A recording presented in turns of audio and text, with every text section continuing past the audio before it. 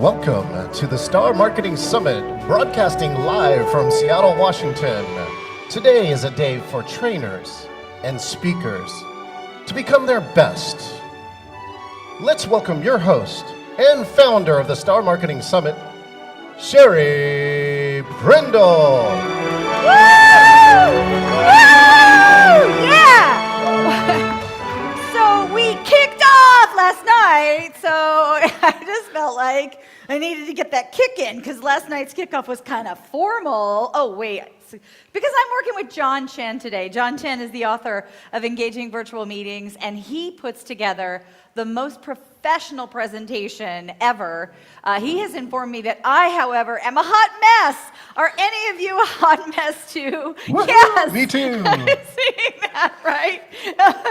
In fact, one of my coaching clients, like completely just innocently said, yeah, I met this woman. She's like you. She's a hot mess, but she's really successful. I mean, I took that as a compliment, right? So that the secret to that, whether you're a hot mess or whether you're John Chen, you can always be successful. That makes me a cold mess. When you come together like this. The whole point of this is that each of us has things that we do incredibly well, like John Chen with his technology. Each of us has things that we are a hot mess in, and most of the stuff is somewhere in between. So we come together twice a year, speakers, coaches, authors, consultants, holistic practitioners, partly because, yeah, of course, we want to build our businesses, partly because we want to expand our reach, partly because we want to feel like we're not alone out there. So that's why you're probably here. That's why I'm here. But this one is a little bit unique because we've done in-person marketing summits. You've all done your in-person speaking. We've done the virtual marketing summits. I even attempted a hybrid in Las Vegas in 2020, July 2020. It was really quiet in Las Vegas in July of 2020. Like at the casino tables, 2 people could sit at a time at the table to stay 6 feet apart. But this is real hybrid. So I just want everyone here to embrace 2 things. Number 1, hybrid is here to stay. It's not going to go anywhere. It's not like all of a sudden everyone's going to always be in person again, right? So if you're not good at hybrid, then you're kind of in that pool of sort of average speakers and trainers. If you're good at hybrid, that can be the thing that brings you to the next level, which is why I think we have such amazing professionals who have joined us in person today as well as virtually. So that was number 1, right? Number 2, it's not good hybrid just if there both happen to be people in person and people who are remote. Like, okay, it's hybrid, but if you're not being super intentional about having activities that help the people who are virtual feel like they're fully a part of the presentation, fully a part of what you're doing, and also making sure that you don't ignore the people who are here. And then as a trainer, I know I see this a lot. Let me just see if you all see that.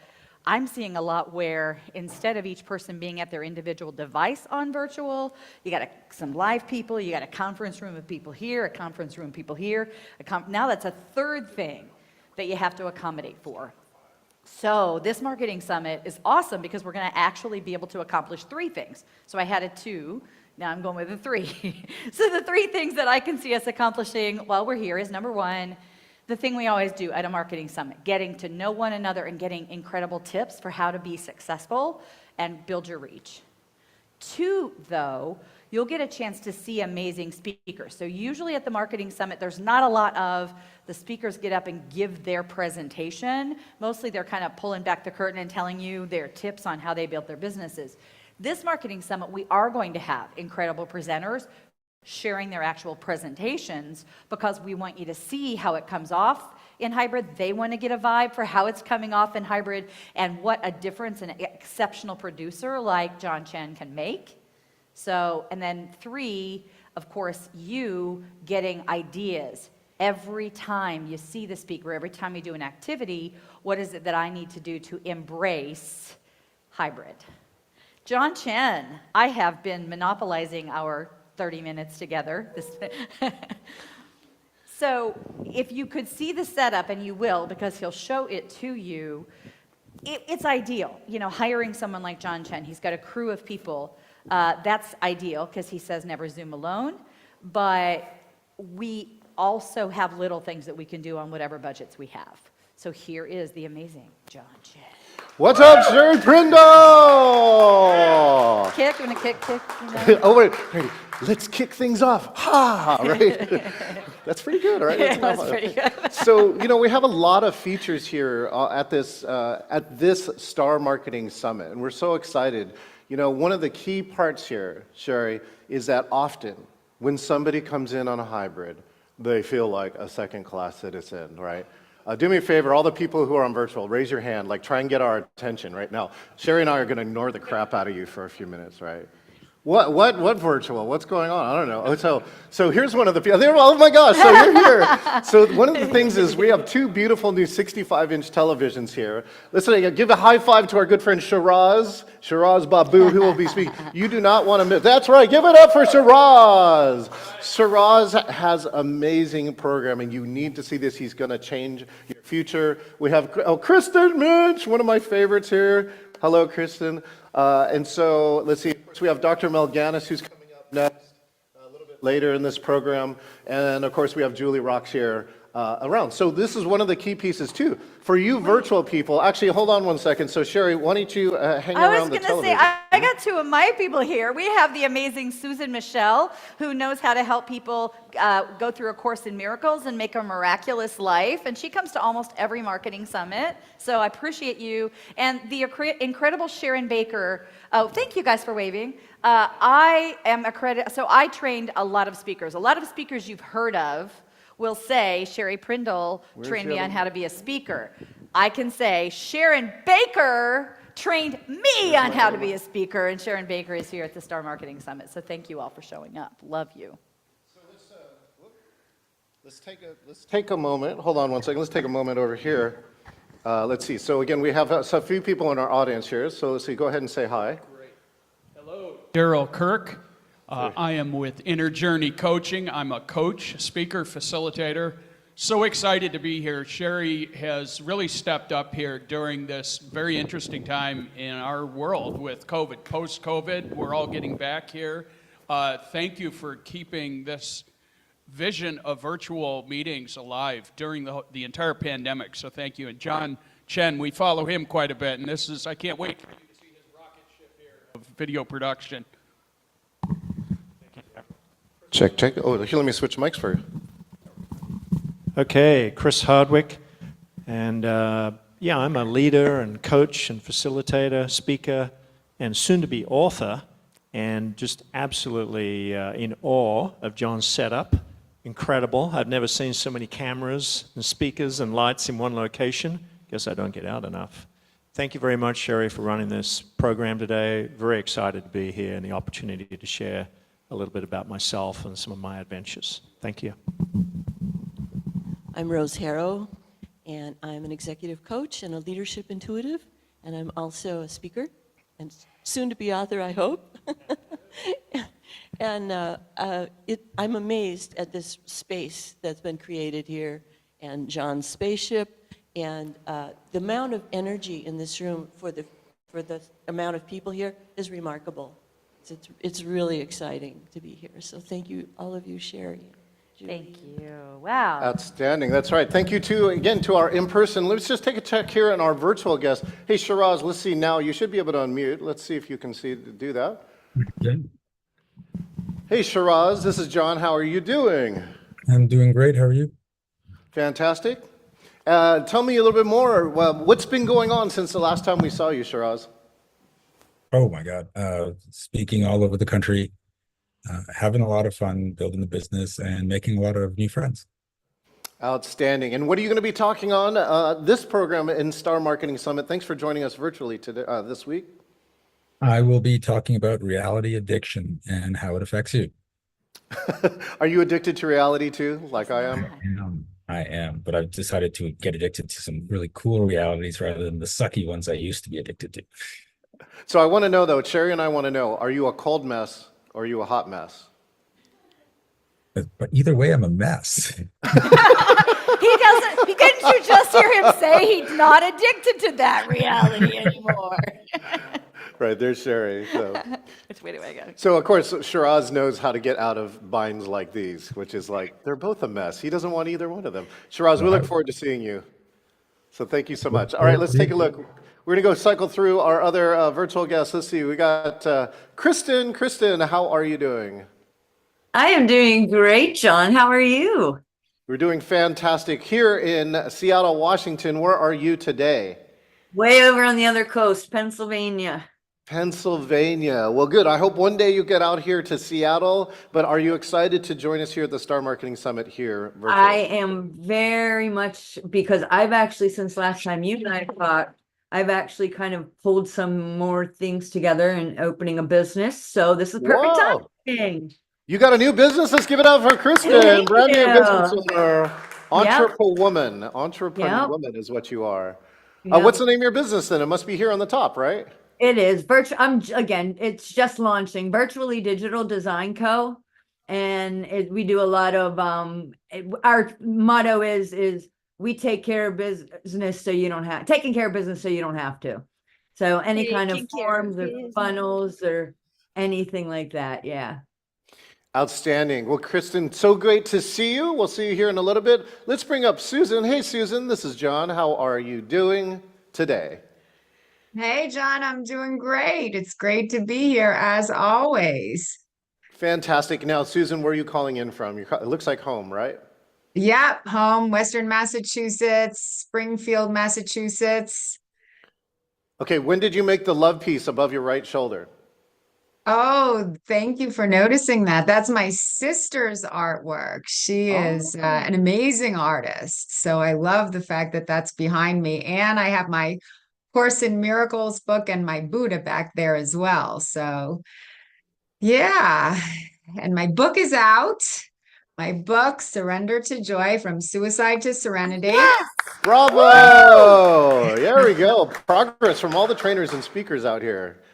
Thank you. Yep, I teach the transformational truth of A Course in Miracles, which I am really into. I speak twice a week on a Pal Talk YouTube platform. Yeah. So I'm excited to be here to learn and grow. You're amazing, John, and Sherry is too. Make sure And you we share all your are. links. Share your links. Everybody wants to see what you're up to. So share your link to your book, share your link to your YouTube channel. Everyone, feel free to market those things in the chat the whole time. Outstanding. Thank you, Susan. Congratulations on the new book. Let's check in with Dr. Mel Gannis, who I believe is calling in from Viva, Las Vegas. Is that correct? I am indeed, and delighted to be able to be part of the virtual group here. So what would you like to know, John? What's been happening with you since I last saw you, Mel? Well, let's see. I am now in residence in Auburn, Washington, but visiting friends in Las Vegas today. Yes. And I have signed up to be a substitute teacher for the Auburn School District. And if you guys have not had the courage, you got applause here in the room. Teacher somewhere, I would like to challenge you. Become a teacher, right? It is the hardest teaching assignment I have ever seen. Wow. So that's part of what I've been up to, but I too am delighted that there is still progress on the book. Squid Your Brain, you and your squid brain, and festivals. I've had some good performances, and looking forward to what's next. Well, you'll have another one here. Dr. Mel Gannis will be presenting later in the program. Thank you so much, Mel. Let's give a round of applause to all our virtual guests. Outstanding. All right, so as Sherry makes her way back to the center of the stage, then what we're going to do here, I think we got a few more minutes. I think Sherry and I are going to work the crowd over a little bit, right, Sherry? Oh, I didn't bring my boxing gloves. You said work over. There's a difference between working the crowd and working over the crowd. I'm just saying. How about working under the crowd? Working through the crowd? Okay, well, good. Well, the table has a mic, so that's a good news. Yes. Okay, so good. We got about 15 minutes before my piece begins. So, one of the things about the Star Marketing Summit is the value that we give, right? And so I'm trying to think about what are something that we can do either with our virtual audience or in person. Let's start with the in-person audience, and then I can get back in the production booth and help you with the virtual audience. We also want to find out what some of the needs are, like what are some of the things that trainers and speakers are looking for now. So Sherry, for you, what do you see happening right now in the speaker trainer field? So there's this weird change there's been so many changes. Number one, there used to be this whole have a workbook, have a PowerPoint, and now it's more about having like a job aid, something that they can take away and use. So your materials need to be very, very different in hybrid because, everyone's looking at different things. You don't know where everybody's looking in a hybrid. And people used to always say, can I have a copy of your PowerPoint? And I was like, why would you want a copy of my PowerPoint? You've got a workbook. And in the end, now all they want is that. So that's one kind of interesting change. So I'm curious, are you all changing your materials at all when you do a talk, when you do a training, is that something that you're finding? Thank you. And again, remember, grab a mic for our virtual guests so they can hear you. Yeah, it's Chris here. I lead a lot of workshops for peer groups and work with a lot of speakers. And I've noticed that really you need to have both, what I've seen, is that you need to have the handout because a lot of people want to share the information with other members of their team. Can you get the television? Especially with mostly CEOs and business owners that I work with, they need to be filling in forms. It's funny, right? Because normally they're not. But they really respond well to having worksheets, like a workbook, where we can actually work through the process. I also find that just the way it is, I seem to work with mostly men, and they're not very good at remembering things, and they're not very good, their auditory skills aren't necessarily as good as their tactile skills. And I know that for me, I'm a tactile learner. The only way I really learn anything is by doing it. And I find that a lot of my clients are the same way. So those workbooks, those tools that I can hand out to them, break them up into groups, into triads, and have them working on things together in a group, it seems to be the combination of the seeing it, hearing it, and then doing it seems to be the only way they actually learn. So I think the really both elements I find are really important in my work. Awesome. What I've found, it's a bit of a spoiler. I've seen a couple of presentations where the materials were handed out beforehand. So the slide deck was available a week before.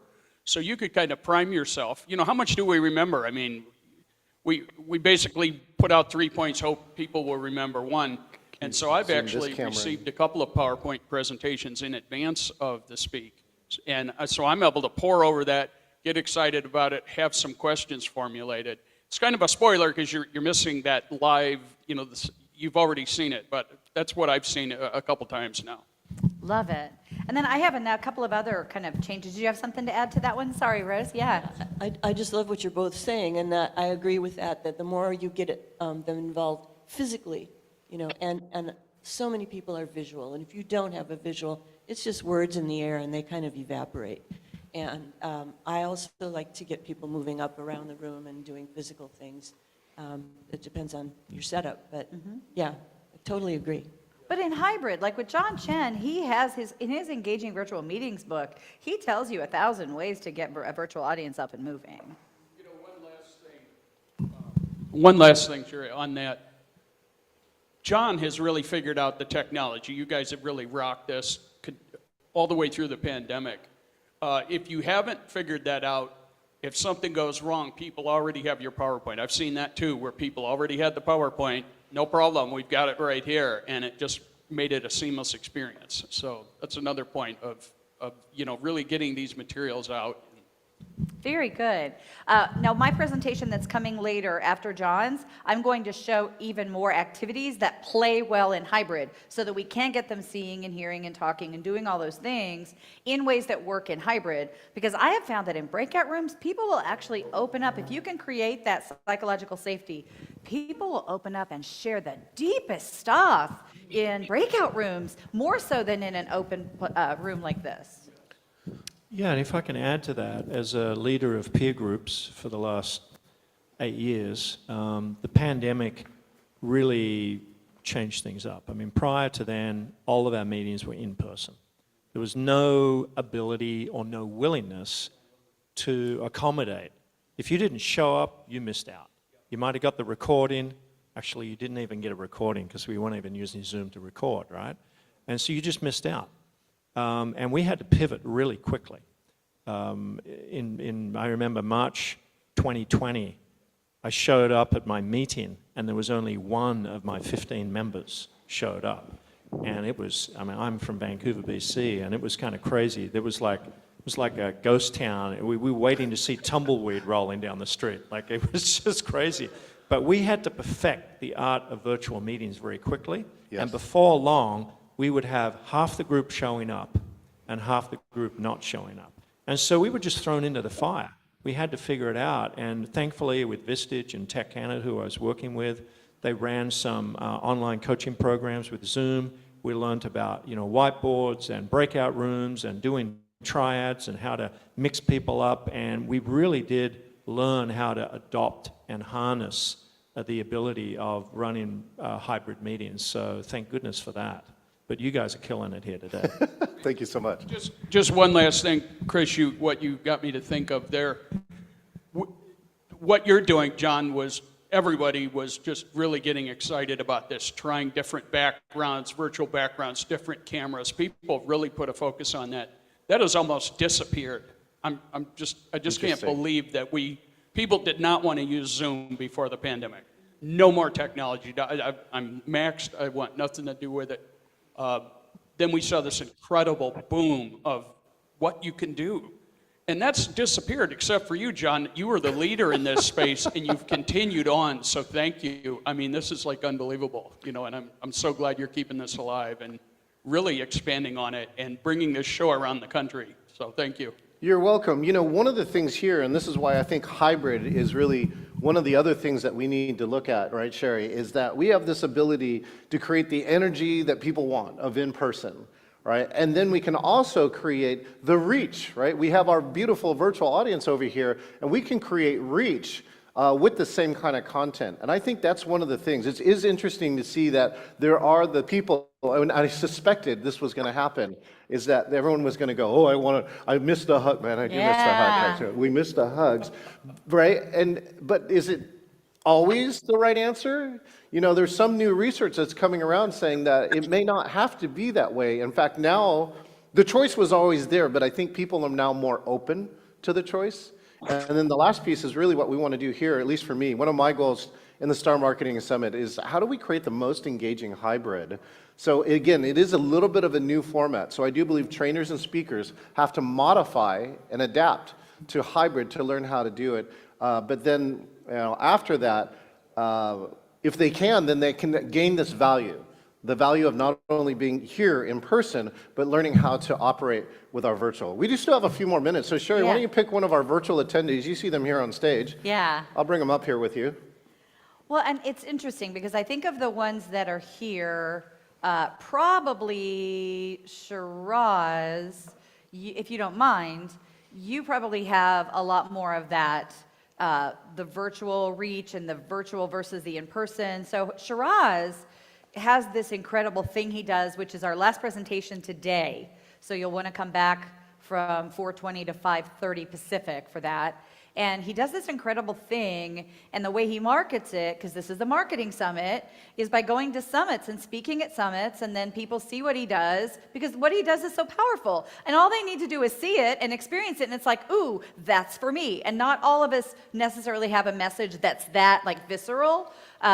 Let's work on having that. Like, let's get what Shiraz does, but also learn from him. What is that thing you can bring on the road that is so, like, obviously, like, helpful that people instantly go, I want that. Because Shiraz has that, he just goes to different conferences, and boom, he's able to expand his reach. So you do in-person summits, you do virtual summits, and you do most of your actual paid client work virtually, right? So do you want to share a little bit about how you're making hybrid work? Sure. I mean, I was doing hybrid about 6 years before COVID hit. And it's it's just a matter of what John was talking about earlier, is really making sure that people online feel engaged. And you can do that in a variety of ways, but when you're building it, I think it's making sure that they're taking care. It's a lot easier to take care of the in-person people than it is to take care of the hybrid people. So making sure they're taken care of first and that they're going to have a great experience, I found, is what helped me create a good experience in a hybrid presentation. And so it's not just about, can they get the information? It's like, if people are doing breakout rooms here, how is that going to work online that still feels intimate, as opposed to we've just been shoved aside while they're doing stuff in the other room, right? One time I got really crazy and I had a whole bunch of people bring in laptops, so that when we did breakout rooms, they were all on laptops interacting individually with the people online. And that's crazy when you have a really big event, but we were having like a 10-person event. So people were like, yeah, sure, I'll be happy to do that. So you just got to start thinking different ways to make it really engaging. Well, let me piggyback off of that laptop thing. Those of you who are doing corporate speaking and training like I am, if you are brought in and they're paying you to come in and do a program, that is something I request sometimes is, hey, as much as possible, I'd love it if everybody could be on a laptop. Then I can share forms that they fill out, like Chris was saying. I can have people go into breakout rooms. I can have people take polls and get everybody's responses showing up on the same poll. So think about the different setup options that you have. And by the way, Chris said something about recordings. I did want everybody to know that generally it is not a practice even today to share the recordings for free when you do things like this, because that's a whole different set, right? That can be a whole different revenue stream. Just like here in the Marketing Summit, a lot of you are here streaming live. We're excited to have you. The replays are a separate thing. And we're excited that you can continue getting so much value from John Chen, from our in-person guests, and from our remote guests. Thank you so much for being here very first thing. And we've talked a lot about John Chen's tech setup. And this is, I think, where you're going to get a chance to get a real view of the hybrid experience invented by John Chen.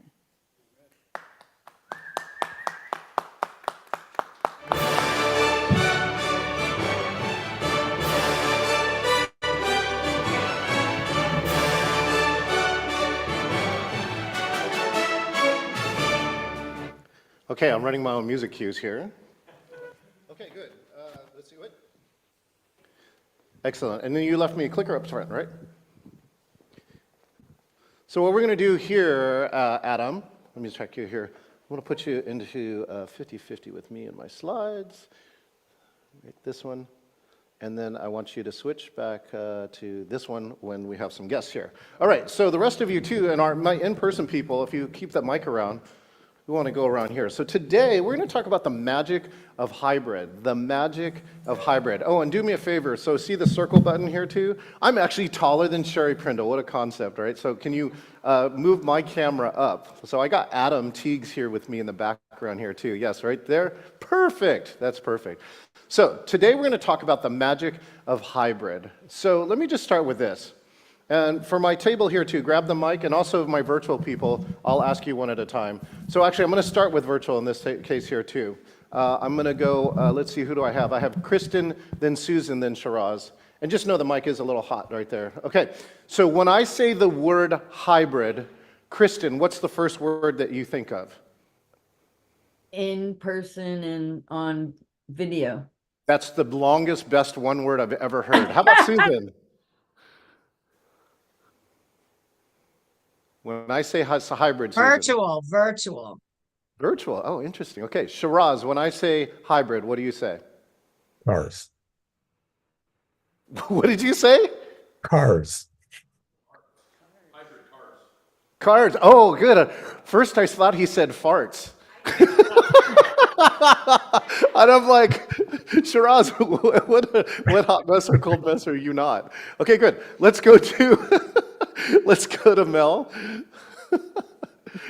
Complicated. Complicated. Oh, I feel like, what is it? What's her name? The Complicated. There's a song called Complicated. And Christine. Christine, hi, welcome. When I say the word hybrid, what's the first word that comes to your mind? Meetings. Meeting? Okay, great. So Adam's going to switch to the other side, to the in-person people now, and we're going to go across. We're going to go Daryl. Oh, he just took a bite of bagel. I'm like a perfect, like a waiter or waitress. Okay, go ahead. Integrated. Integrated. Oh, I like that word. Over here. State of the art. State of the art. And over here. I think of modified.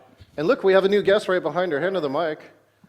Hello, welcome, new guest. Hi. Tell us your name. I'm Ivy. Yes, Ivy is Yes, here. great to see everybody. I just stepped in, so I'm sorry I missed. Oh, front row. So Okay. something you want to learn. So we talked about psychological safety in the beginning of the meeting, and one of the rules that we have in our virtual meetings is we actually have the no sorry zone. So you don't have to apologize for anything, right, unless you really hurt my feelings. And so the funny part around it is that we invented it in April of 2020 when we got tired of everyone apologizing for things they had no control over. Their dogs, their pets, the lawnmower, the leaf blower. And so we just thought, and remember how much anxiety there was in April of 2020. There was a lot. So we thought that if we could get people to relax in our meetings and not have to say sorry, that then we could actually get some work done. And so that's kind of like the initial parts of psychological safety. Okay, so when I say the word hybrid, Ivy, what's the first word that comes to your mind? Interesting. Interesting, okay. Outstanding. Okay, great. You can put mic on table. Again, know that the mic is just a little bit loud, so just be careful when you put it down there. Okay, good. So now here comes the key pieces here is that we're going to be talking about hybrid. And just in hybrid here, what we want to do is just talk about at least the definition of hybrid. So one of the things here is that, of course, a hybrid has our good friends, the in-person people, okay? Then a hybrid also has our virtual people, and we have both of these today, and that's when you have both of them is when you get a hybrid meeting. Now, one of the things that we've done in here too is level them. So like level 0 is when you take a laptop and just open it and just like turn on Zoom and broadcast. There's no responsiveness, there's no two-way interaction, no one's even checking that the audio or the video is any good, and that's why we called it level 0. We've seen some people do this, which is they open a laptop and then call it hybrid, right, and call it good. So in level 1, what we say is that at least one person from in-person, right, can interact with virtual, and the inverse, somebody from virtual can interact also with in-person. So that's when we start to see, this is what we would like to see, especially in larger hybrids with that. And then in level 2 is where every single person in person can talk to every single person in virtual. Now for, let's say, an 800-person conference, that would be really difficult. You would either have to have 800 mics or a really good room array for the mic, right? But for smaller meetings, like a board meeting, for instance, it can be done. In fact, it was done in the later stages of COVID when people started to have hybrids. So there were 10 people who were virtual, who called into a board meeting, and again, they all have cameras and mics. And then there were 10 people in a room, and then using things like a mixing board or something like that, they had individual mics so you didn't create echo. But they also turned all their laptops on so that you got the virtual got the same view of all the other attendees, which is their face view. So, you know, one great story around this is that we did this with a Taiwanese company had bought a US company. And the relations between the two companies had broken down so bad that they were actually starting to fight. And they said it was starting to fight because they had not been able to visit in person like they used to every 6 months in the past. So they asked me to go in and do a fun team building event. That's the joke, right? Because I told them that is the dumbest thing. I think this is the worst idea, right, for you to do is to actually do a fun team building event when you have two companies fighting against each other. So I suggested to them after listening to both sides of saying, I won't run a fun team building event, but I would like to take the 3 hours to see if I can start the process of repairing your relationship. And they said, we would be totally open to that. And so we set up something like that. There were 5 people from the US. We were still under a heavier version of lockdown. They were calling in from each of their homes. And the other 5 were in Taiwan, where Taiwan was actually a little safer at the time. They were actually all 5 in person, So we had one mic for all of them that picked up all 5 of them, and all 5 logged in with laptops. You know, it's really funny, is we talked about psychological safety. We started with one of the easiest examples. It actually came from Patrick Lencioni, and that was to have each person tell a challenging childhood story. That's it. It sounds simple, but I got to tell you that I retested this over the last 4 years during the pandemic. And this exercise is just as powerful as it ever was. These were all like CEOs and VPs. And they told challenging stories of like not making the varsity baseball team, but instead of like they were really pissed off and they like were going to walk away. But they said, you know what? They sucked it up and they said, look, I'll just become the ball boy and the towel boy. Right? And so he did. They worked with the team. And then it turned out their star player got injured. And then they asked him, and goes, we need a new player. Would you like to come back and play? So he actually got back on the varsity team, and he goes, that story says, how I've succeeded in life was to be tenacious that way. So those are the things that we're looking here inside of hybrid. So we have this great saying here in hybrid. If you think hybrid is not good, you just haven't seen it done well. And so this is why we're really doing the Star Marketing Summit, right? This is actually a lead into my conference on October 1, 2, and 3, the Engaging Conference. We're testing and experimenting and working with some of the best speakers and trainers in the world to figure out, how do we do this? How do we do this hybrid in such a way that it's really, really done well? Okay, so what I'm going to teach you is 6 things during this part. The acronym is HYBRID, right? So that's how you can remember the 6 things. And the first one is this, H. You got to be able to hear in hybrid. So that's why if you see what we're doing here, right, we're using, this is a Countryman microphone. And the key with why I, compared to all other microphones, is that it has this quality. So if I use the handheld, which does sound pretty good, but there are all sorts of people who use handhelds like this. Well, this is going to be a great program, right? Wait, I see Chris here. What, Chris, can you hear me? Wave your, no. Chris is like waving his hand, no. So the key part here is that you need to be able to hear, right? And not only, who do the people, you need to be able to hear the in-person people. That's what this handheld microphone is about too. So we have some very strict rules when in hybrid that have to happen until we get some different equipment. And that is either I need to repeat what you say, or you got to use this mic. So let's do a quick demonstration. Okay, so my in-person audience, some of you just arrived. I'm going to ask you to kind of describe this, what you saw in this room in 3 words. So I'm going to start on this side. Rose, what did you see in 3 words? No, I'm not going to give you the mic. Okay. Spacious, bright, colorful. Spacious, bright, and colorful. So what I'm demonstrating to you right now is this ability, as a speaker, there's 2 things you have to do. Either you got to repeat what the audience said if I want a quick call and response, or I got to give you this microphone, right, that I'm showing. But this is why I'm showing you without the microphone. Okay, 3 words. Cool tech setup. Cool tech setup. Here. Revolutionary, forward-thinking, exciting. Revolutionary, forward-thinking, exciting. That is the 4 3-words technique. Ivy. Screen, playfulness, and people. Now, let's come to our virtual audience. Chris, feel free to unmute now and tell us what you're experiencing on your virtual side in 3 words.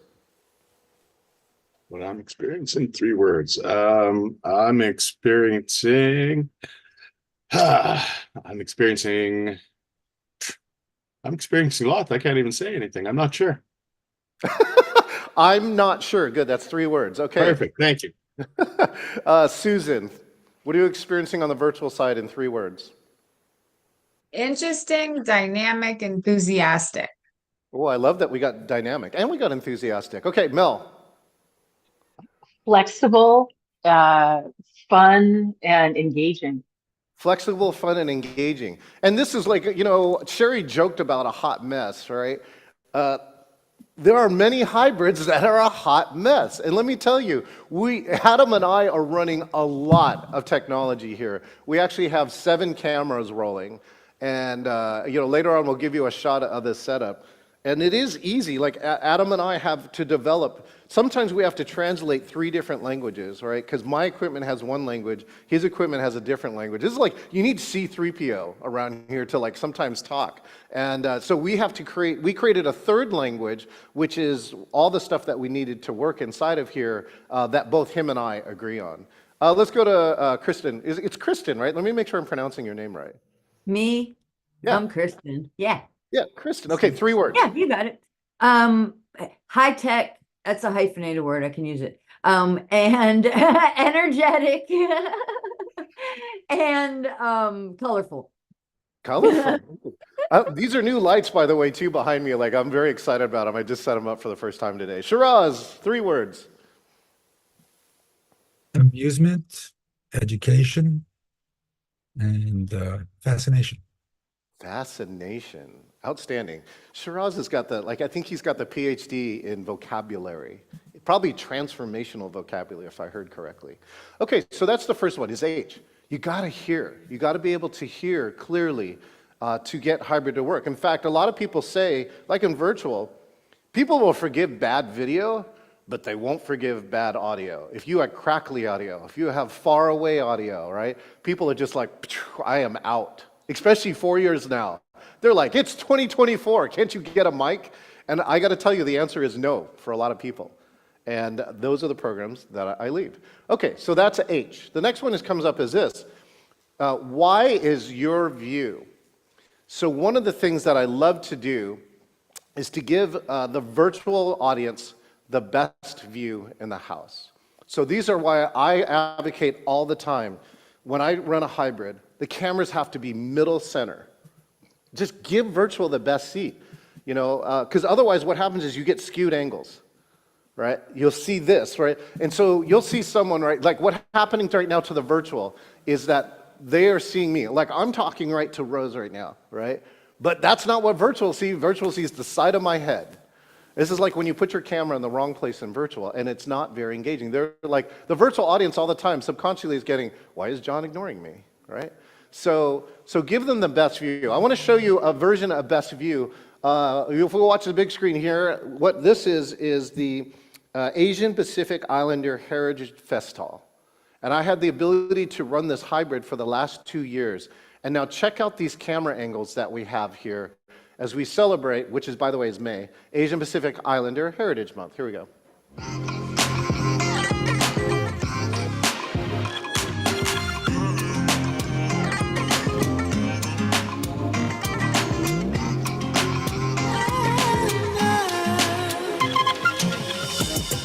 Bollywood dancers. The Chinese drill team.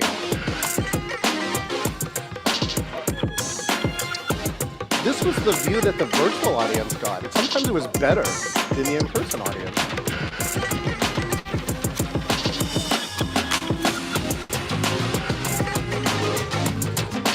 And then here's the other key. I'm switching angles all the time. Close up, wide shot, close up. Right? This is what live television does. And now we can do it too. Right? Focus on different parts of the band. It's a 5-piece band.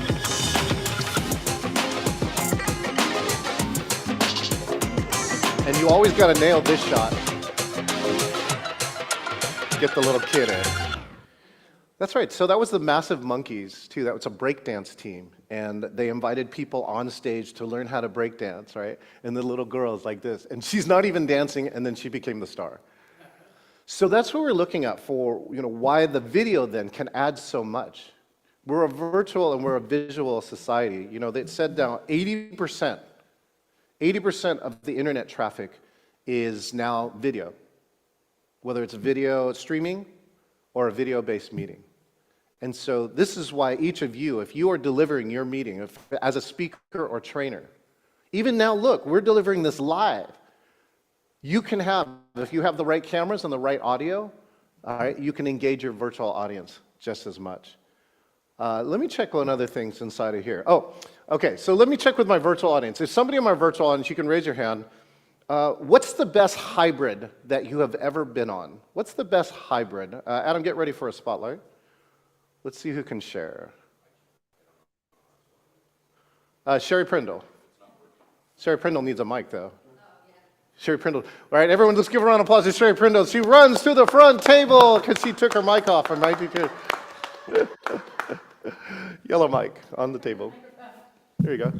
You know, when Come up. people started doing this thing where they sent you a box in Oh, advance, have yeah. you guys been to those? So like do that. Tony Robbins did one, and I can't think of this woman marketer. I'll think of her name in a minute, but she rented this big studio where the walls were all screens, right? And she had these guests that would just come in and out, and she sent a box in advance, and every single presentation had an item in the box that went with it, and it was insane. And it felt like I was in this room with her having a conversation with her. I'll remember her name because it was so good. Oh, what, Elizabeth Gilbert? That one? That No. one was good, but it was a conference Right. that someone put on. Yeah, I'll remember her name. Yeah. We also got someone here at the table. Very clearly, it was yours, John Chen. It was Grow the Seed. Oh, yeah. This is If you called could the talk Seeds, about yeah. that was really just absolutely amazing. Come on up here. What was, Okay. first of all, it was Grow the Seed? What was that? Plant Yes, the seed. so the program was called the Seeds of Virtual Facilitation. Hold on, slide in here. Yep. Because I got that. There we go. So, and I got challenged by a good friend, Miriam Hadness. Okay. And Miriam Hadness, if you are looking for a community of facilitators, go to neverdonebefore.org, neverdonebefore.org. And so she has a festival every year. It's like I think it's almost a 24-hour virtual. And you have to present something you have never presented before. Okay. And the theme was gardening. It was. You were dressed as a gardener. That's right. So what I decided with that program is said, I want to produce the highest technical program I can imagine, right? Because I knew like I had developed and acquired a bunch of these things. Like I can have multiple screens, like Zoom, you can actually run in dual screen. That means I can pin you to that screen. And once I pin you to that screen, now I can use that video and shove it back in here. And what I decided to do is I put them in an avocado seed. In a seed. It was very intimate. And You all right? and you had a lot of people there, but they were virtual in different states, but you were able to put them together side Right. by side in their seeds, and you were in your gardening, and you were full life size Yes. as kind of a miniature. It was really just amazing. It was really a magical storytelling. It was people love stories. It was a real. It was like going through a children's book in a way. It was really lovely. It was. Well, I think, and so this is actually some of my theories for this year. This is what I call tech and tech this year, right? What I'm looking now is before, I used to use and lean on the technology, right? Okay. To like engage people, right? Run a poll, run chat, do something, use Mentimeter. Then I got to there, and I really got schooled by Elizabeth Gilbert. Do you remember that name? Yes. Yeah. Yes. Author for Eat, Pray, Love. She sold 16 million books and had the #1 keynote that I believe, because she entranced an audience and she never once used any technical trick beyond the base camera and the mic. Okay. And so what we did is 12 of us, a dozen of us, finally tore apart her keynote. And we found 8 distinct things that I'm not teaching today, you'll have to find that later, is that what she did better than any of us. And so now what I do is I incorporate the 2 techniques. I use this high-end technology to bring people into the program. And I'm using these high engagement techniques. Like this, bring you up on stage, right? Have a conversation, storytelling, being a little vulnerable. Like my first hybrid sucked. We were talking about some hot mess and other types of fun things like that, is to let us people know that we're still humans as trainers, even though as speakers, sometimes people look up to us. And so now I mash those 2 together. And that's what I look to do inside these programs, is to add use technology and technique to engage people. You're really good as being what I used to call during the pandemic a Zoom ambassador, because you're that advocate for the people in the room. Yeah. You're the advocate for those people online. Yes. And it goes both ways. You're advocating on both sides and really feeling engaged, because, as you know, 95% of the meetings we were in, you were a second-class citizen, Yeah. as the online person. Oh, I know. You forgot. It was so and bad. at best, you might be up there, and everybody's just looking at these people who are not being. We get to see you. We don't care what you have to say. Listen to this story. So the first time this college started running hybrid classes, so half the students are 20 are there and 20 on virtual, right? The class starts, professor starts teaching, blah, blah, blah, blah, blah, right? Well, the admin for the school comes running into the door, opens the door, bam, and she goes, admit the virtual people. I love it. The professor started teaching and totally spaced, like all 20 people were in the waiting room for a good, 10, 15 minutes of this lecture. And that's what people forgot. I don't understand why. I don't understand why it happened. Yeah. You got to think about it, though. Yeah. I'm just saying you have to think about it. Just thank you for keeping this alive. It's incredible. It's like, who wouldn't want to be at a Super Bowl? But, if you want to see what happened in the game, you want to be on TV. Yeah. The replays, Yes. everything. I think it's just, there's so much visual tools and things that you just couldn't do even in person. There's so much you can do that you just could not do in person. That's right. With the virtual model. Well, and look now, the Super Bowl is probably one of the largest hybrid events in the world. There you go. So if you want to look about the Grace, look for that. And by the way, I heard that the Taylor count was at 13. The last time somebody told me the number of times they showed.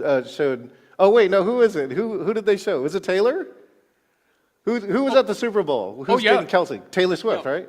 And several others. Yeah. Anyways. Coach Cheese. Oh my goodness. Okay, perfect. Thank you so much. John. Yep. Okay, so what we're going to do here is the next point here is the B. The B in hybrid stands for be the MC. We all the time are looking and telling people that the best practices is to get a virtual MC, even if you have an in-person MC. Even if you haven't, so you need both. Because like an in-person MC is what I'm doing here, right? I'm talking to each of the people in person. And a virtual MC can take care of the virtual audience. And you're right, I am advocating for the virtual audience as a virtual MC all the time. I am the one with a direct line to the tech team, and one of the things I feel like a value I can avert is like muted mics, terrible, camera angles, like blurry video or blurry slides. I will avert that, and I will pre-chat to the group and say, I see the blurry slides too, I'm working on it. And that way they stop. Because otherwise, have you ever been in that meeting, right? Speaker speaking, right? And the chat blows up. You're on mute, right? And so you can gain trust with your audience to have somebody who says, I got you, right? I'm taking care of you. So, yes, okay, great. So let's see, let's spotlight, I see Christy. Hi, Christy. Hi there. I was just going to say the best virtual that I've ever had a virtual MC, and that was you for the government social media. Yay! It was my first time at that conference, and I went in person last year. And while in person was good, I did miss the virtual aspect because I felt that our virtual folks, there was more of a camaraderie and a consistent camaraderie versus trying to walk to your next event and trying to do this and the confusion but I felt like I got so much more out of it in some ways with you because I was focused on that, and Yes. you were a great MC to lead us to that. And it was kind of like, in class, when you have a review, the thing sticks with you more. And so having that review with other folks actually helped stick it. I mean, I loved in person, but the virtual, and I'm going to be virtual again this year because company won't pay for Palm Springs for some reason. The government's not happy about that. So, and I'm actually looking forward to it because I think, that engagement and then your music, Yes. that having the music can touch the soul in a way that words don't. Oh, well, thank you. This program, too, we forgot to tell for some of the attendees, too, is that this is being live streamed so that we have other people that can join us who are just hopping by. So we do have a live stream on YouTube, Facebook, and LinkedIn today. Again, because we're trying to educate other people with our reach.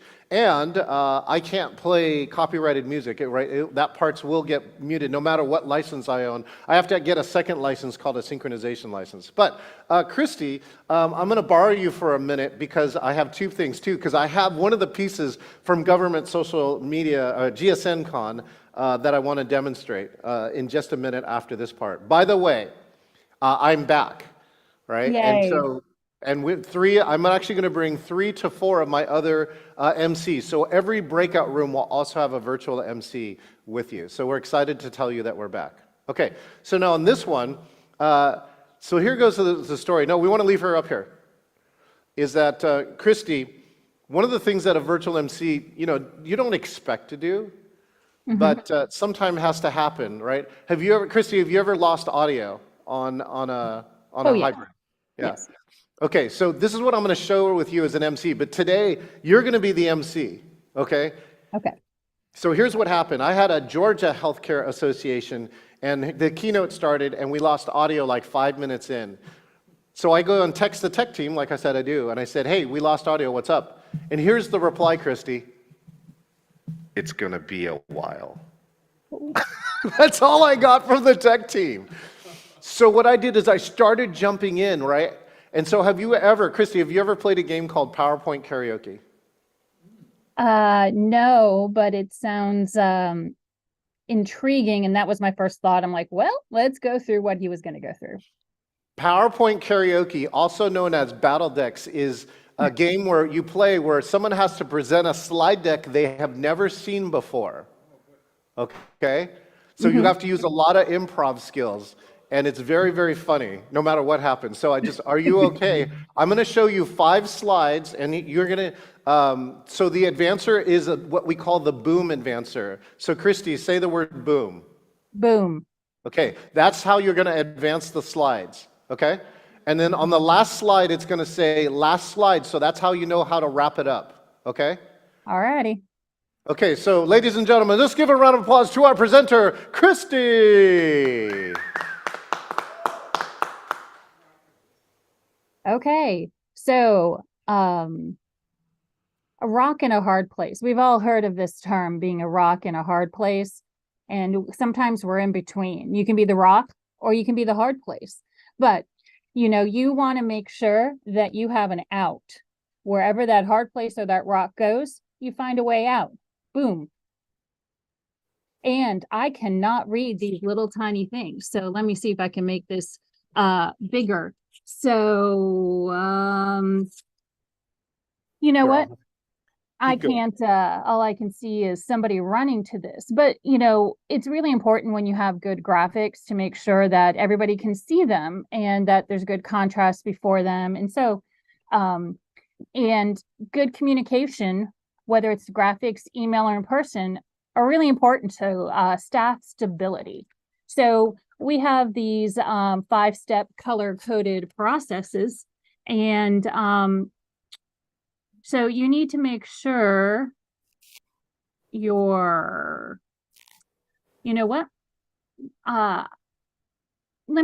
you have a staff, there are things you need to know, and communication is key, feedback, appreciation, all of those things are important, and you have to find out a little bit of what works for you to get out of that hard place. Boom. And a lot of that, getting the right staff, can start with making sure you're attracting the right people to become part of your staff. And so that job application may be a way for you to weed out those who may or may not be a good fit, but knowing sometimes what people write isn't a really good reflection of who they are. But one of the first steps can be that job application, and make sure that is mobile friendly. 70 to 80% of people do everything on their phone, whether it is apply for a job, put in resumes, apply for much of everything. It's online. Boom. 2 more slides. And so it's just really good to be connected. You got to reach people where they are, whether that's online, digital, Zoom, TikTok. If they're not government, you can't do TikTok, but you got to find people where you are and make sure you have the talented people to be able to run those applications effectively. Boom. Last slide. Okay. So in closing, birds of a feather, meta together. And so it's a good reminder in Meta, Facebook, whatever the groups, people to surround themselves with the people that have similar views. And if you want to break that, You have to get yourself in, find the people that go with you, and then decide whether to ruffle some feathers. Thank you. Let's give Christy a round of applause. Adam, transition. Okay, Christy, so thank you so much for playing along with that. You know, the key here, Christy, too, is what was that like? Is that easy or is that hard? It was a little hard. I couldn't read that because for some reason I couldn't get your thing to come full. So the word wasn't there. So I'm basically, hopefully I would know a little bit more what they're going to talk to beforehand as a thing. But just that first one set the tone, rock in a hard place, and how to communicate with folks. So you just got to go with it and hope it's close and try to be engaging with matter. Christy, that's really impressive knowing that that's not your job. Now, imagine doing that for 32 minutes. Well, I will say background in television news and the producer, I've had to do that for hours at a time. So, you know, whether it's a fire engulfing like a community in Albuquerque. Right. Important. But you got nothing for 5 hours. So like, oh, there's another fire truck. Oh, there's another flame. So you just got to find something that maybe your people listening have something common with. And even if it's not their presentation, you got to go with what you know. Well, Christy, thank you so much. You know, you're going to help me cue up this next piece here. Let's see. Now, do you remember, were you there the year that we did the Harlem Shake? Yes. Okay, great. So Adam, see if you can get ready to transition just to slide 3 only. Do you see that? On mine, it says slide only on the Stream Deck, and then you're going to hit transition. You can actually hit it now. So what I'm going to do while I lead this up is that I was in one of the virtual networking pieces with Christy and the other people at GSMCon. We actually created what we called Virtual Land. That's what all the virtual attendees were known as. And now we actually have a Facebook group that the group asked about. So we actually created a community around that. And so in one of the breakout pieces, what we did is that we asked people to do the Harlem Shake, right? These are government social media people. There was a meme or a trend known as Harlem Shake. You got to look really bored at the beginning and then get crazy at the end. Let me show you what we did on the video. Let's go, Adam.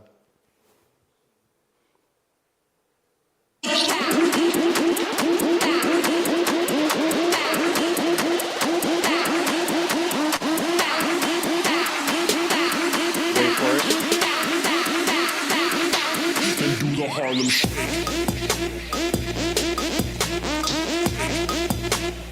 Thank you, Kristen.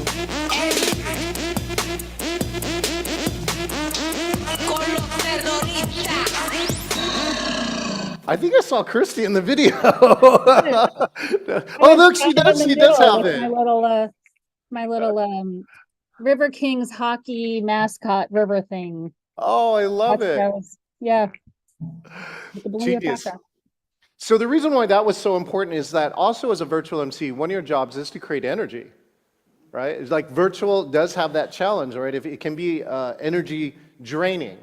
But Christy has seen, you know, what we do. That's why we use music and so many other modalities, is that we create energy, and that's what a job. The virtual MC's got to smooth over stuff and help create energy. That video that we created, we sent back to the conference headquarters. I think that one might have been Reno.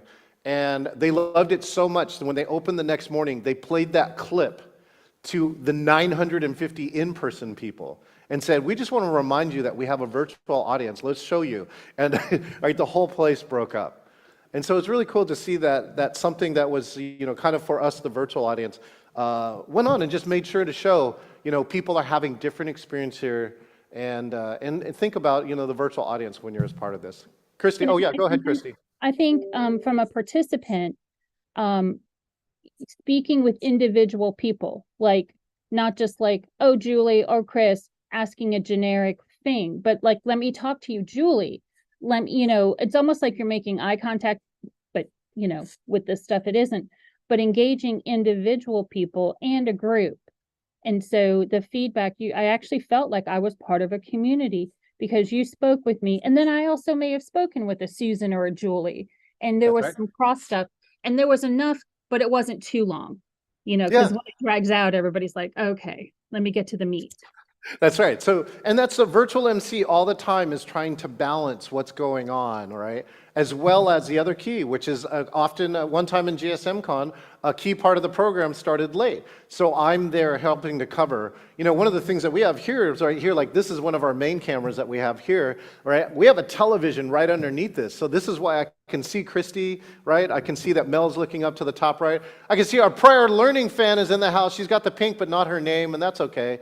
And Susan has a purple light on behind her. So those are the things is like, it's also important to make sure you make it natural for the speaker, right? Like right now, too, like you are in gallery underneath the camera. So this is like, here, watch this. So all my virtual people, right? Let's see. So this is what we call matching and mirroring, by the way. So first of all, give me a thumbs up. Everyone who's on virtual, give me a thumbs up. Thumbs up. 1, 2, 3, 4. My in-person audience, give me a thumbs up. Follow me. 1, 2, 3, great. Okay, great. So now we go, let's see. Give me a applause. This is clap, right? Clap, clap, clap, clap. Come on, Susan. I see, she's like, oh, she's on a call. Okay, and here's the last one. Make 2 fists. Put it on your head. And let me just tell you, like, I hope something here blows your mind. Blow your mind on 3. 1, 2. You're too early, Crispy. 1, 2, 3. There you go. So that's one of the ways that you can engage, and I think it's really important for the virtual audience that they know they're being seen. That's kind of a simple human thing. We want to be seen, we want to be acknowledged. And that if you're willing, again, some attendees don't want to. Like in person, some attendees will never raise their hand and they like to sit in the back of the room. Virtual has the same thing. Sometimes their camera's off and the audio off. But if you are, I want to give you the choice. And if you do, acknowledge to turn your camera on and or talk, again, we want to acknowledge you, and we think that's really one of the keys. Okay, let's see. Let's moving on right along. So that was Be the MC. Now the next one is our rehearsals, right? Oh, and let's go to Mel. Mel, I know, has something for me. Spotlight Mel, please. Thank you so much. Go ahead, Mel. Hey, so what I'm seeing right now on my screen is a picture of you with the curtains behind you and a picture of your slides. But I'm not seeing the virtual. That's right. So I don't see the gallery in your current framing, and I'm wondering if I can, because that would give me that sense of gallery that I don't have access to from here. Yeah, you can override me and say view gallery. Otherwise, you have to wait for me to be the producer. And what I do is I remove the spotlights, and you would see all the gallery, and then we would add them back in. What I'm wondering is about the framing that you're currently in for your shot. You've got those 2 beautiful TVs on either side of you, but none of us can see them. Oh yeah, well you could do that too. So he would, slide one way or the other? have to know how to switch. There would be a 50-50 camera 1. So if you can see it on the left-hand side of the Stream Deck, and we'll see if he can find it and transition to that. There we go, like that. Is that what you're talking about? Yes, but the middle ground of I'd like to see you with the curtains and one of those TV screens, not both. That way I've got. Oh, yeah. Does that make sense as a request? Yeah, we'll work on that a little bit later today. So, another time. One of the keys that we do with that, though, is there are times on purpose we will show the gallery. And what I do is I will remove all the spotlights and then add them back in, Mel. Okay? Cool. Thank you. You have your program coming up, by the way. So if you want to do that, you need to let me know when. Okay. We do have a question here from the audience here, too. Adam, okay, go ahead. Yes. Oh, yeah. John, one thing, I had seen you give a performance in Las Vegas. You were live in Vegas, I believe. There must have been 100 people there. What was interesting, you had developed a community virtually. Yes. It takes 7 times to meet someone to really get to know them, bond, trust them. There's all that, it's about 7 interactions. Yes. And I've had so many, and you had built this community based on interactions that people had virtually. And I was really impressed. I thought, that's great. And then just how wonderful is it after those 7 interactions when you finally do meet that person live? You're like, wow, you already know them. And so that's another benefit. You can't be there 7 times. I can't be flying to Vegas or wherever you were. But people can come in virtually and then build these relationships. I think that's very powerful. Yeah, one of the keys here is that I have a karaoke group. So we sing virtually every Saturday. And when I first started, I thought I'd get 1,000 people, right? Like, anybody could sing. It's like wide open. You just got to click a link. And it's funny, I got 12. But I got the right 12. And now I have met 60% of them in person.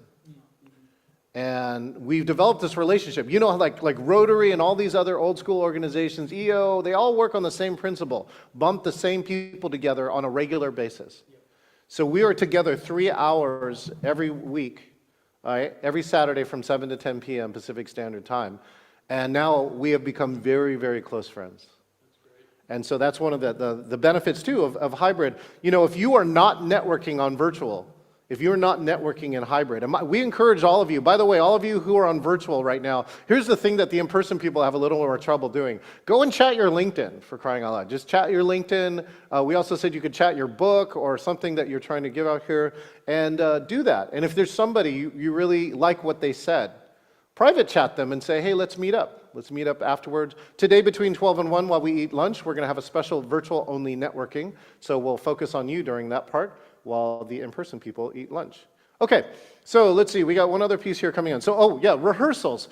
In rehearsals, we coach the speakers. This is something that's really important. So, by the way, all my speakers who are in the house here, let me just tell you, there's 3 key things that you need to do, right? Number 1, acknowledge the virtual audience as soon as you get on, right? Thank you for everyone who's here, and especially our people here in virtual. The second part is, take your first question from virtual. That way you can't forget. Okay, take your first question from virtual. And the third one I already said is either repeat something that somebody says or make sure they get a mic. Wait, make them wait, right? Saying, please, for the benefit of the virtual attendees, could you please use the mic? You can also say that too. Please, for my amazing 4-camera recording, right? I want to hear what you said, right? Please give them the mic, otherwise you will not get that comment that you can use on your speaker reel, okay? So those are the 3 tips that we coach our speakers with, right? We need to test the technology and test the transitions. Like Adam will know. Now, Adam here is, again, one of my techs he's producing for me right now. And in the rehearsals from yesterday, right, again, we were talking about 2 different languages. We had all the wrong cameras and like, that's not the right view and all this other things. And that rehearsal, if you go back and watch last night's preview stream, when we opened, we had a little opening ceremony. We actually nailed all the things that we talked about. And that's because we went through a rehearsal, got it wrong. You got to be okay to make mistakes, right? And then be able to know how to get it right. And that's kind of like the sign of all the professionals in the house. Like you can get it wrong in rehearsal, but you got to get it right on stage. Get it right on stage. Okay. The next one is I.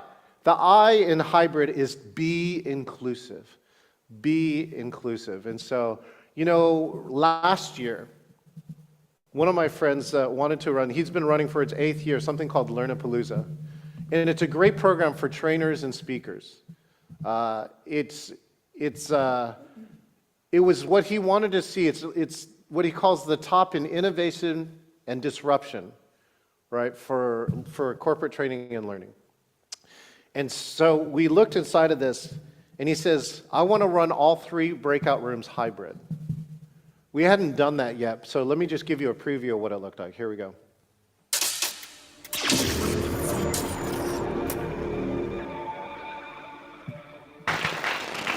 Good morning, everyone in the room here in Seattle and everybody online.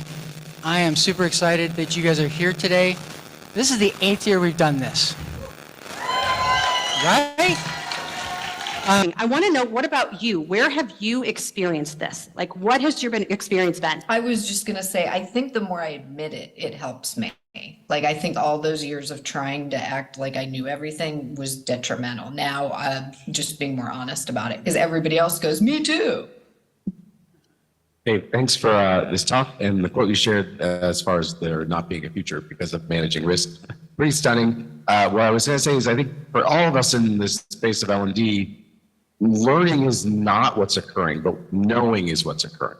And I think that's where technology is at the critical point of, does that person know what they need to know? And so when people say think out of the box, well, let me just ask you, when people say think out of the box, what's the box? Policy, beliefs, status quo, tradition, culture. So that will show you all the examples that showed up from that conference where we coached those speakers. We were running a very high-end hybrid in all 3 rooms. Every room had 3 cameras. So we brought 9 cameras to that event. All of them had great microphones like this and a remote microphone for the audience. And that was really one of the benefits that we got from it. I'll share you the behind-the-scenes design of that. But let me just share one more thing here that I have for you. The only way that all of us, Sherry, Adam, myself, are getting better, Julie, are getting better here on virtual is because of you. It's because we're listening to you. So what I want to share here is if you got your phone, right, take your phone out, turn on the camera, hit this QR code, and we want to hear from you. There's 2 parts here. Number 1 is if you give the best comment, I'll post you on my social media right after tonight, like later tonight, because what you do is you allow it to give feedback for that. And the second one around this is like, for those who like to win, is that I will credit somebody if they give me an idea. If they give me an idea and I use it in the next program. So I want to give a credit to my good friend Kathy Armias, rhymes with tortillas. She's one of the top TED coaches in the world. And she gave me this idea, like how to improve this part, right? One was like, we were talking like, what if you gamify this, right? Blah, blah, blah. Because she was kind of like, I saw 6 of these QR codes, like how can you make this different? So one is reward the people when they give you the best comment. And the second one is give them credit. There are so many ideas right now in my book, Engaging Virtual Meetings, which did hit the #1 Amazon Hot New Release. If you read the book carefully, especially the credits, there are 50 different people who I credited for giving me the best virtual activities, openers, games, right? Different ways to use the technology. And that's how the book came to be. One is I wanted to make sure and give every single person credit who gave me something. And number 2, I retested them myself to convince myself that this is something I wanted to share. And that's the value that I think you get inside of a book. What I tell people, if those who are the authors, by the way, congratulations to all especially our new authors in the group.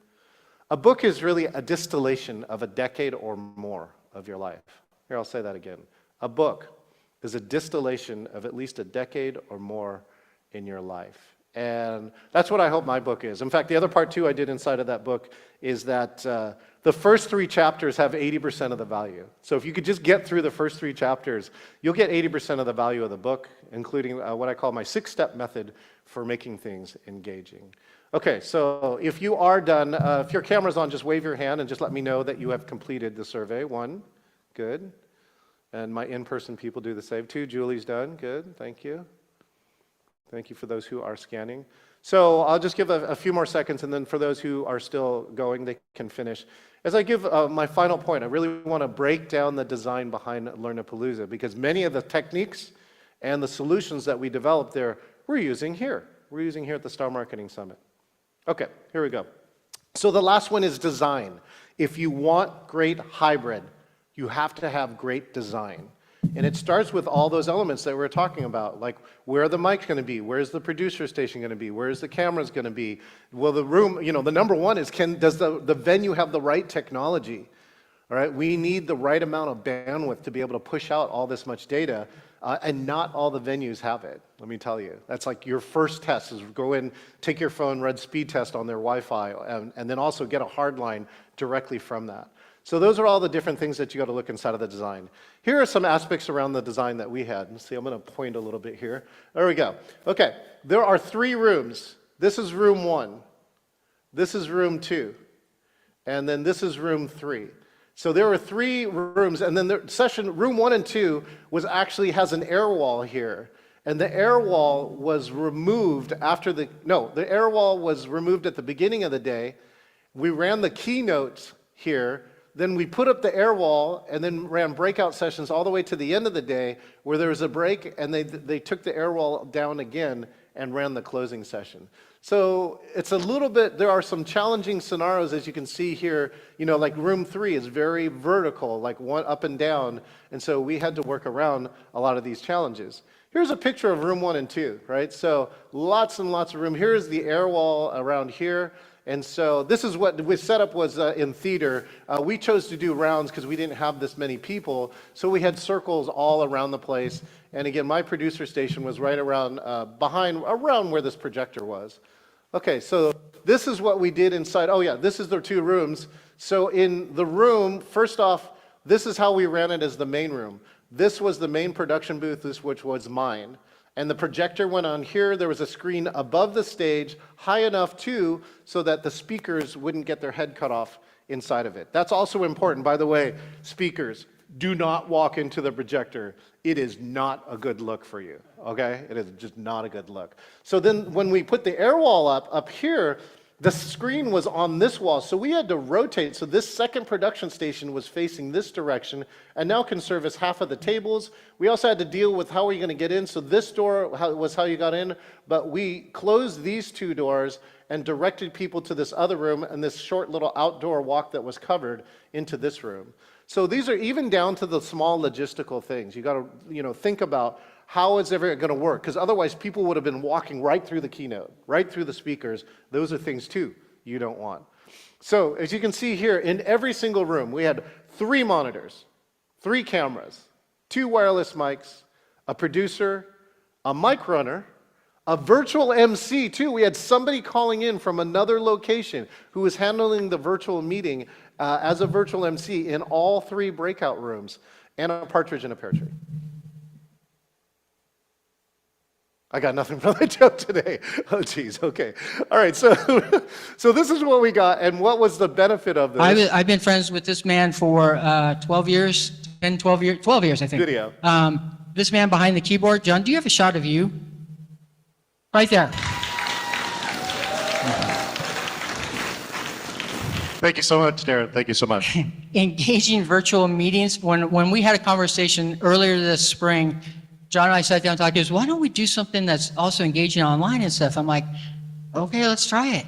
He's like, well, we're going to bring 3 cameras. I'm like, oh, 3 cameras. We got 3 rooms. He's like, no. We're bringing 3 cameras in each room. We're streaming this damn live. I'm like, holy crap. I'm like, I don't know what the hell you're talking about, but let's do it.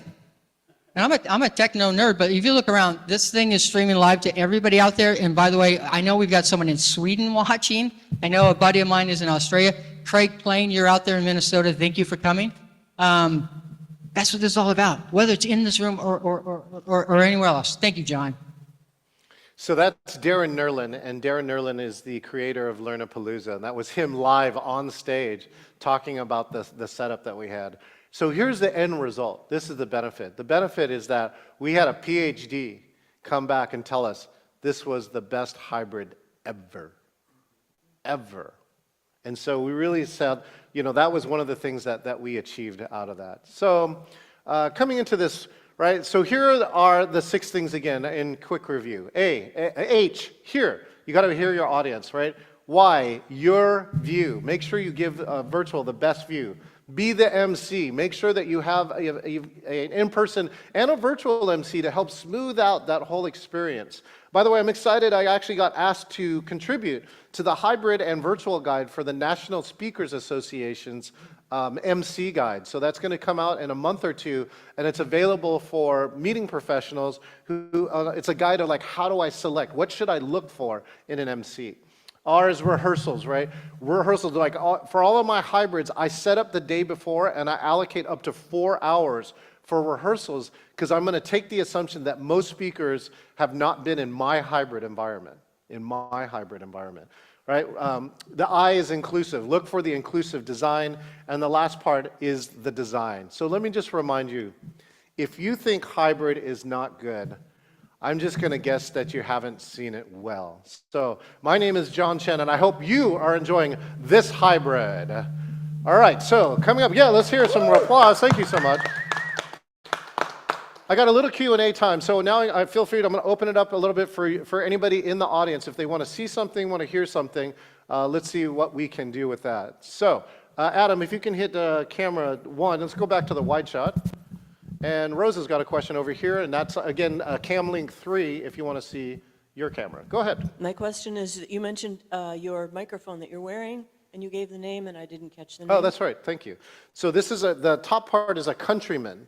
He's actually made in California, and the real key for it here is that even when I turn my head, right, is that the mic is exactly the same distance from my mouth.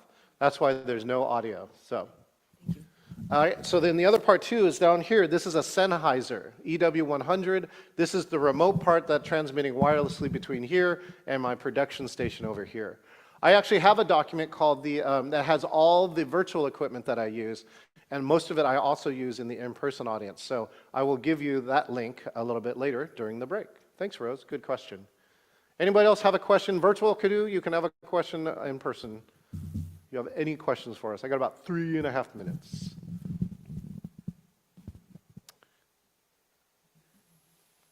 All right, coming back to the main table here. Thanks, Adam.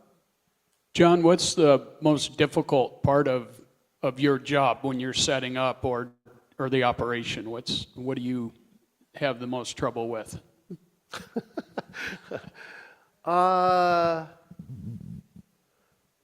Most of the time it's the client's not understanding why I'm so adamant about something. They have some other idea in the mind, like your cameras are in the way of the sight line of somebody in the back of the room. And I got to tell them, like, but my cameras are in the sight line, ideally, of your audience. Some of the virtual audiences are as big as 600 to 800. So those 4 cameras that you see here in our room represent 400 to 800 people sitting there. So that's what pushed me off to the left and right. Here's another one that I had. We went into a venue, they go like, oh, it's already wired for a hybrid. It's going to be so easy. If you watch any show, right? If you watch any show and anytime they say that's going to be easy and it's like a car restoration or a home, right? You know there's going to be trouble. And so what happened was that their 2 remote cameras were mounted back left and back right. Same problem. None of them were mounted center. And the worst occasion was one of them was under like a heavy fire door. Every time someone went in and out of the door, when there's 250 people in person, the camera shook. It would be like this. Right? It just happened like every minute or two. And it was really horrible for the virtual audience. So I stopped using that camera. So we have all this really expensive, amazing technology, and we couldn't use it. Yeah, right here. Yeah, I haven't read your book yet, so my apologies for that. But I'm wondering if in your book you have provided like a set of standard operating procedures for delivering an operation like this, and also you talk about the frustration that you have with attendees, maybe their speakers or whatever, not understanding particular things. Yeah. Is there a way in which that information can be disseminated to people before attending an event, or is that something we read about in your book? Yeah, I'll go backwards. I'll do the second part first. So the design is so important. This is like when let's pretend like the 4 of you were my committee, right? So, so in the first meeting, I'm going to ask simple questions. Sounds simple, but let me tell you, a lot of committees don't know. What do you want? Right? What do you want? And sometimes they don't know. And then I have to inject some things like, advocating for the virtual audience. Picture in picture, things like that. What did I also see? Recently, the captions were on, which makes the program a little more accessible because they were human-generated captions. They put it right over the slides. So if you have any content that's on the bottom center of the slide, nobody can see it. It took on later that luckily they fixed it the next day. They moved the video up, moved the captions over here, right? So what I also tell people is don't overlay stuff because you're always going to be in the wrong place, right? That's why I'm switching around here. A lot of times I'm moving angles around to make it right for virtual if I can, and if I can't, I just don't use that view. So I think that's the other part. Going back to what was the first? Oh, the procedure. I have procedures such as a speaker's checklist before you present on virtual, but you will not see my hybrid in there because the hybrid stuff we literally developed in the last 3 years. So that is probably the next book. I am working on my next book this winter, and we're going to see if that hybrid is one of those key aspects. One of them was around either engaging conferences, right? And now it's almost coming to the part engaging meetings, right? The same problems that are virtual and hybrid are the same almost the same problems as in person. One last question. What are your favorite techniques or tips for getting people to turn their cameras on? If you have any openers for that. Yeah, turning their cameras on. So here's the key part too. Thanks, Ivy. And by the way, your book was amazing. I got to tell you, they loved. So she just wrote a children's book, and she's a therapist. And I got a chance to give the children's book to my soon-to-be grandbaby. So, okay, yeah, let's give her a round of applause for that. Thank you so much for that. So to get people to turn cameras on, and then Sherry, I'm going to head to you. Okay. So to turn cameras on, one of the key pieces is that telling people to turn their cameras on is the worst way, right? It sounds like this, Ivy. Ivy, it sounds like this. Ivy, turn your camera on. Come on, turn it on, right? See, look, she's already shaking her head. This is like the worst thing you can do. So one of the things that we do inside of the class is that we have 10 things that we teach, and because it's around this. So Ivy, have you heard of Google Aristotle? Okay, so Google did 18 months of research on the highest performing teams, and they called it Project Aristotle. And they said the number one factor for all those high performing teams, no matter how different they were, was psychological safety. So as a therapist, I know you know this, is that when you are able to create enough psychological safety, people will participate or engage with you in the way they feel most comfortable. And I look for the 3 levels, right? Text or chat, then audio, and then if they want to, turn their cameras on. So I can tell you that I have run an entire class and gotten everyone's camera on, and I never once told them to turn it on. So that's what you should look for. Okay, great. So with that, thank you so much. I'm John Chen. That was the magic of hybrid. Thank you all. And now let's welcome back to the stage the one and only Sherry Prindle.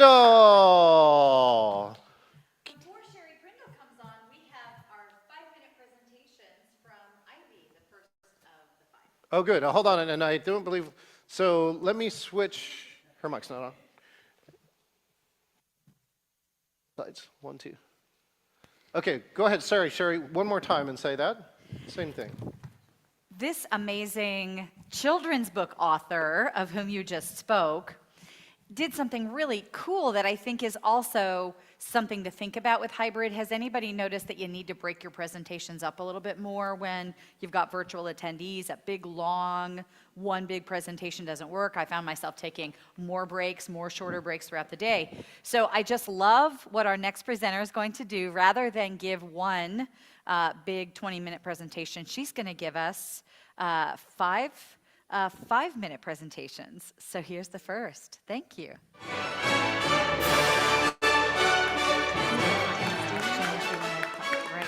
Thank you.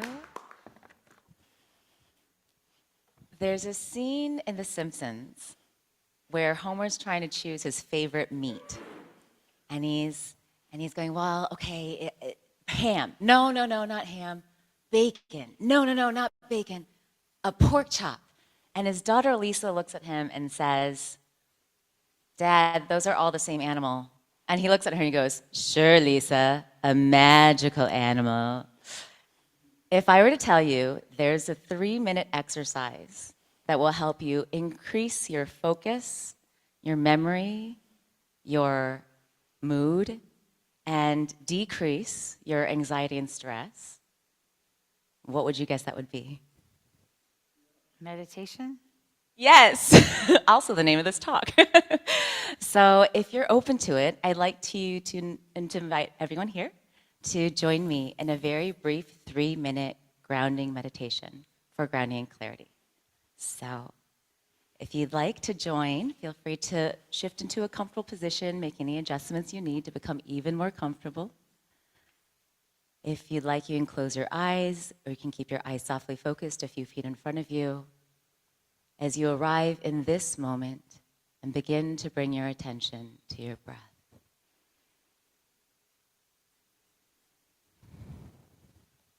And as you breathe, starting to soften your face, relaxing your scalp, your shoulders, softening the palms of your hands and the soles of your feet. Noticing if there are any other areas in your physical body holding any tightness or tension. And if so, sending breath and possibly gentle movement to those places now, inviting them to soften if that's okay.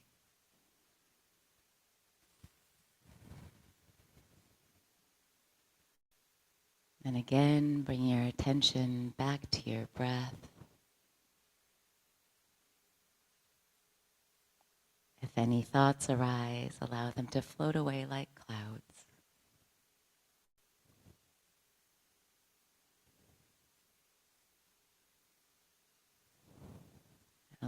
yourself to fully receive this gift of your breath.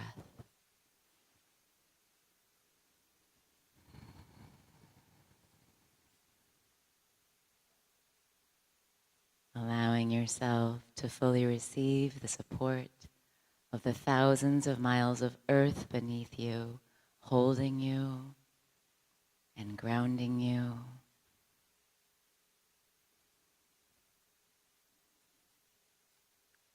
And as you are ready, at your own pace, closing this meditation with 3 deep breaths.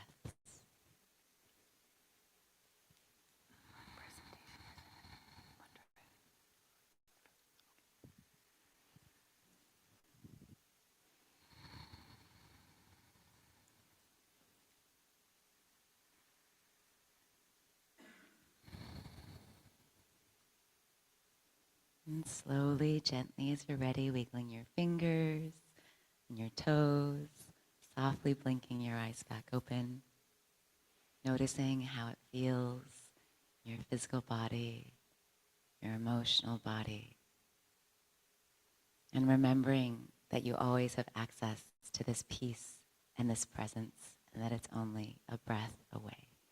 Thank you. Make sure you get close. Thank you, Ivy. Okay, coming up next, Sherry Prindle. All right. Ooh, I like this music. I feel like a superhero.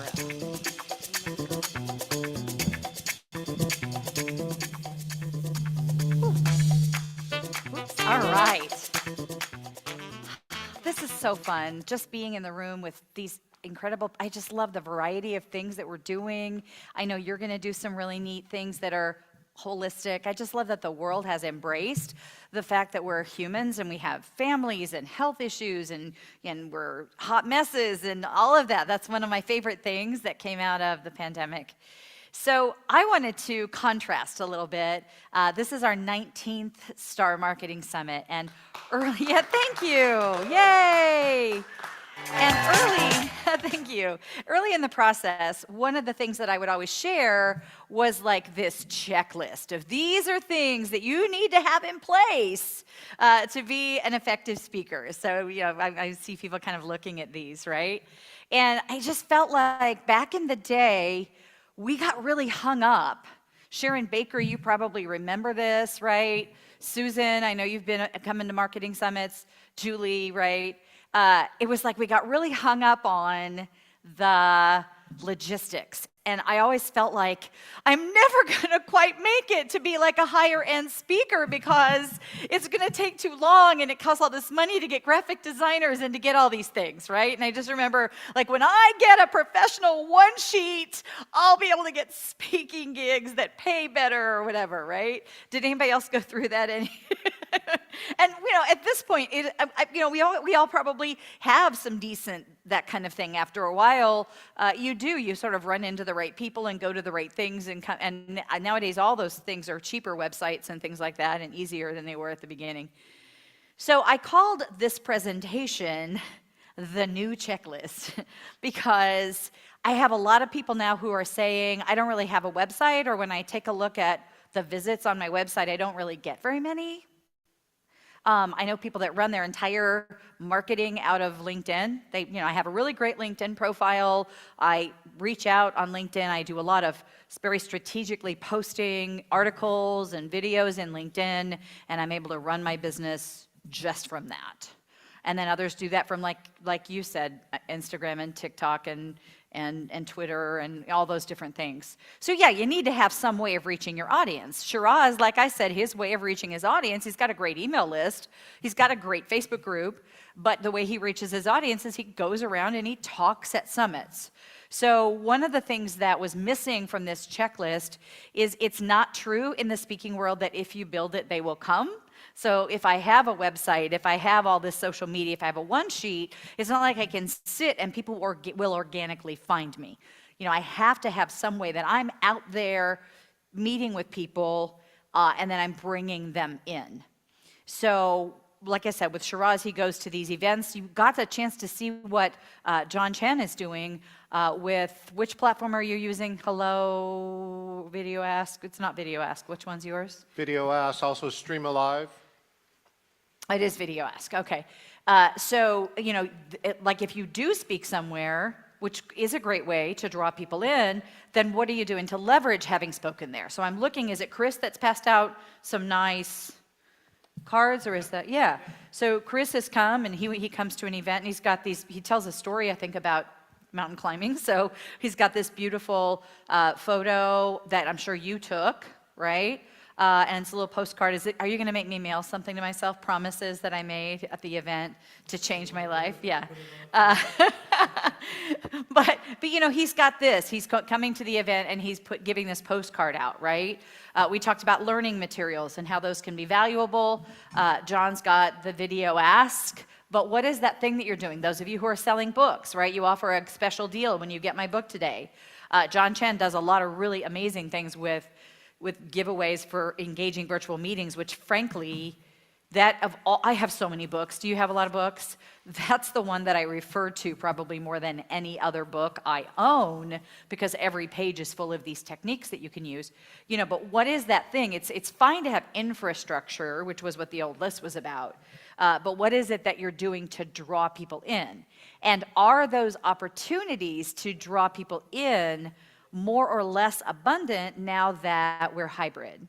So just want to get a quick share. Anybody in virtual land, raise your hand, or anybody here willing to share, what is it that you're doing to bring people, to help people find you, even if you've got, whether you've got infrastructure or not? Anybody? Thank you, Chris. A lot of regular media, social media posts to LinkedIn, Instagram, Facebook. And I'm getting out to events again. I was going to virtual ones, but I have quite a few in-person events I'm going to this year, and you know, really starting to communicate with a lot more of my clients and doing targeted outreach to my clients around potential speaking opportunities, corporate offsites, adventure retreats, all kinds of stuff. Nice. So just getting out there and sharing a lot more about what I'm up to and what I'm doing. And diversifying your offering, it sounds like, which is great. Yeah. Yeah. Rose, how about you? What he said, and my very favorite is just live speaking. That's just, you know, people can just feel it, like, okay, you're it. I want to work with you, and I miss that so much during COVID. Yay, welcome back to live speaking. Yeah, especially for coaching, getting coaching gigs, number one is getting out there and speaking. It's just incredible, wonderful opportunity. I'd like to say the de facto Speakers Association in the United States is the National Speakers Association, and we're so lucky to have National Speakers Association Northwest. We have an incredible organization, and it's been wonderful, our connection with California and Canada, especially the bordering states and countries here. It's been a wonderful organization. And there's an incredible president-elect of that chapter, I believe, of National Speakers Association. That's right. John is our new president. Yes. You know, another thing that some of these speakers associations did is, even though they're quite exclusive, during COVID, they were opening up their chapters and letting people come to some of their meetings, which I got so much value out of that, still being able to connect with speakers during that time. So I said that I wanted to make this the new checklist, right? So I talked about the old checklist and some of the things that we talked about with the old checklist, which was you can have infrastructure, some people don't have it and they're still successful, but you've got to have some way to draw the people there. But if I were to think about what the new checklist is, as opposed to all of this, I'm going to say the new checklist, top of the new checklist, is what are you doing to intentionally have effective hybrid interactions? So you kind of get that this is a setup, right? We talked about the new world. John gets in there and kind of tells us how to be effective. And now what I'd like to do is give you effective engagements. So lately I've been going to conferences where learners, learning developers, instructional designers hang out, and in the gamification world. And this is, part of this that I'm about to share is from a conference I did at the Serious Play Conference in Toronto last year. And it was really just this way of sharing some of these ways that we can intentionally make hybrid work. And these are some of my favorite activities that I found work just as well in person, virtually, and hybrid. So let's just play together just a little bit. So I mentioned that I had trained a lot of speakers. Like I was at a James Malinchak event. Do you guys remember him? Big money speaker. He would do these big conferences. Some of you are nodding virtual in the virtual audience. And I remember sitting in the audience. It was like the fourth one that I'd been to. And up on the enormous stage of James Malinchak, there were two different speakers that I had trained to be a speaker. And one of them, Travis Brown, who has been a speaker at the Marketing Summit, actually called me out from the stage. He said, Sherry Prindle, she's the girl who taught me how to speak. She's here in the audience today, right? And of course, at that point, it occurred to me, why am I in the audience and not on his stage, which is a part of creating my own stage, right? But back when I used to train new speakers, I used to always say a point not attached to a need is noise. That you can come in with a great curriculum and you can teach great information, but if the information you're giving me doesn't really meet a need that I have, then it's just like something kind of cool to know, but not something that I'll use or that's valuable. So I used to always say, spend your time doing a needs analysis, finding out what their needs are, look at your curriculum and ask yourself, how does one relate to the other, and make sure that you point to that you give the analogy, that you give the story, that you give them a chance to kind of talk about the connection between those two. So now when we talk about these interactions and engagements, I have to start over again, and I have to start preaching again. What I'm saying now is an interaction or activity not attached to an outcome clutters up your presentation. Notice that just because people don't have their cameras on, just because as a speaker you feel all alone up here when you can't see their faces, people were going, well, if you've ever had this experience, put a 1 in the chat. Yeah, hey, give me a Y if you agree with the statement that I just said. Hey, I've just been speaking to you for 10 minutes. Could everybody go ahead and put it in the chat? What have you learned in the last 10 minutes that is of value to you?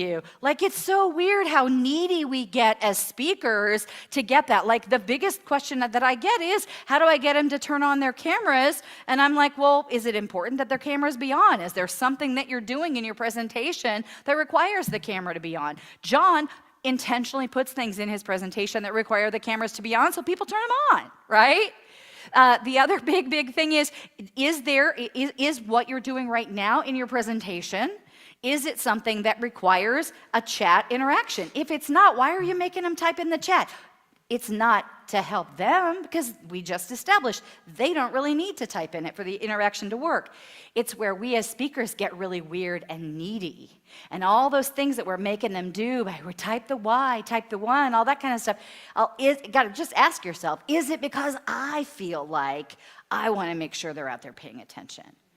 And are we maybe coming at it from assuming the negative? You know, it's that human nature thing, that survival mechanism thing where we're kind of, it's like looking out for the potential danger in the situation, right?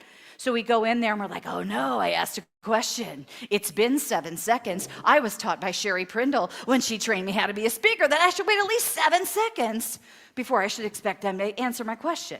Well, guess what? In virtual and in hybrid, how long should we wait? Longer than 7 seconds. What would you say you wait? You ask a question. You want people to answer the question. We're in a virtual situation. How long? Let me just ask, how long are you kind of waiting before you would expect a normal person to kind of be able to give their answer? Kristen on virtual says 5. Okay. Now, recognizing they have to hear me, there may be a lag between what I'm hearing and what they're hearing, right? Then they have to decide. Does she want me to answer that out loud and unmute and speak? Or does she want me to type that in the chat? If it's type in the chat, now they have to actually take the time to type it in the chat and send it. That's a long time. Right? 12 seconds. I'm going to say sometimes wait 20, like if what you're asking them to do, right, is going to involve a lot of typing. Here's another big one. Let them know when I ask a question, I see it all the time. We ask a question, and then when we don't get an answer, it's like, well, you didn't tell them how to answer. Hey, unmute and go ahead and just shout out an answer to this. Hey, in the chat, would you go ahead and write this? If I'm not telling them what means, now they have to add to that 12 seconds, right? They have to add, okay, which way do they want me to respond? You know, and if I say something wrong and like I'm embarrassed, it goes away. But if I chat something, it stays in the chat. People download the chat. My faux pas is there forever. Adam, I see you now. It's so wonderful to see your face. The virtual participants were hearing about Adam and not seeing his face. So what I just did was something that my friend Julie calls a rant. It's a part of the presentation style that I like to bring in. So thank you. Shout out Julie. She told me, go ahead and do your rant. It's all right. So as we think about being intentional about hybrid interactions, I just kind of have a bunch of D's. Like, what is something that you can do, and it can be tiny, like doing the exploding head that John Chen had us do. What is it that you want people to disclose? Like, hey, tell me about, John had people kind of early on saying, you know, tell me about your best hybrid experience that you ever had, right? Is it something that you want to discuss? I feel, by the way, that we may overuse this one a little bit as speakers. What is something that you might demonstrate? So one of my favorite YouTube videos is where I have a picture of ice water, because every conference room had those. And I had a whole thing that I would do, a little demonstration I would do where I pour the water all down the front of me as I was going through the room. And people were just all up in arms about it. But boy, were they paying attention. Boy, did they awake.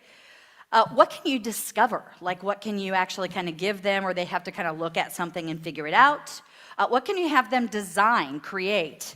What kind of a myth can you have them debunk? So like when you kind of ask them to be like, you know, people say this, but what do you think? And what can you have them determine? Like, this is where they maybe decide, like, how do you want to do this from now on? So I just put those all in kind of a D format to give you a sense of that this is what we're talking about when we're talking about that last item on the checklist being these engaging hybrid interactions. So here's the thing that I want everyone to kind of think about with interactions. Again, it's not interactivity for interactivity's sake. My rant was about presenters who, because they want to add interaction, they just do something that requires interaction, but that interaction doesn't do anything to forward the message or provide value to the participants. So the idea is that the activity can either be directly related to the point you're trying to make, or the activity is designed to kind of put them in a state where they're open-minded. So that if I kind of do an activity and suddenly there's kind of like this, oh, I'm in this state of, oh, this receptive state, and then the debrief can take them where we want to go. So I just wanted to give you some examples of how I kind of use the presentation formula that I recommend for hybrid, which is PEEP. First, make your point, then give an example. We already do that, but then give an engagement, and then kind of finish up the point. So it becomes that all my points are kind of wrapped in an example and an engagement. So here are some of these engagements that I'll do. So whether you're here in the room or whether you're remote, you don't have to unmute to do this, but I would like you to do it out loud if it's possible. I'm going to ask you to call out the color of the word, not the word. The color of the word, not the word. So I'll do the first two rows for you. It goes like this. Blue, red, green. What is that color? That's black. That purple looking color, that one's black, okay?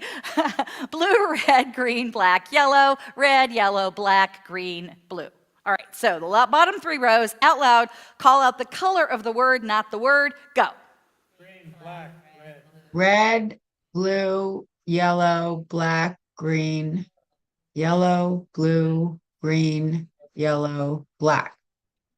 Yeah. So how did that feel? Right? Right? So the key is then when you do these little interactions, then ask yourself, these are great little interactions. All of you can use. You're welcome to steal all of them. That's what they're here for.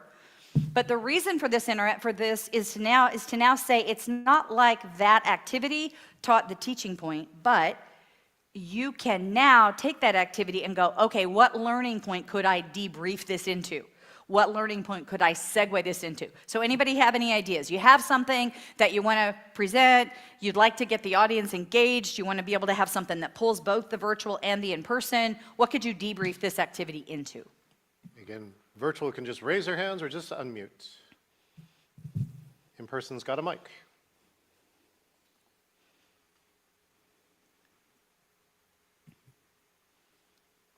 Sherry, the first thing that I would use, this is John here, and is that I would use this to tell people, you know, learning aids, like if you aren't matching things together, then you're just making it more difficult for people.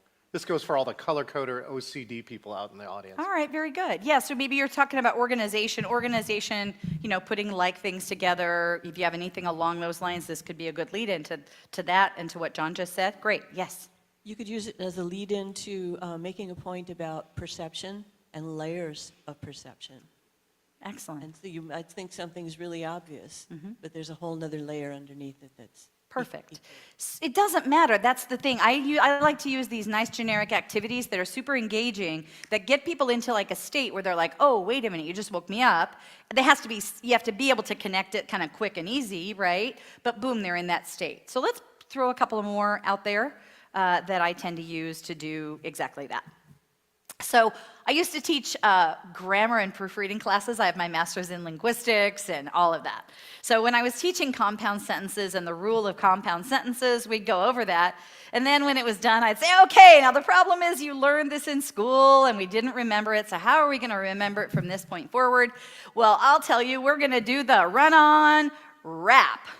And I would wrap it 2 thoughts, 2 things, comma with a dot, comma with a fanboys, 2 thoughts. I'd do it twice, and then I'd say, all right, everybody together.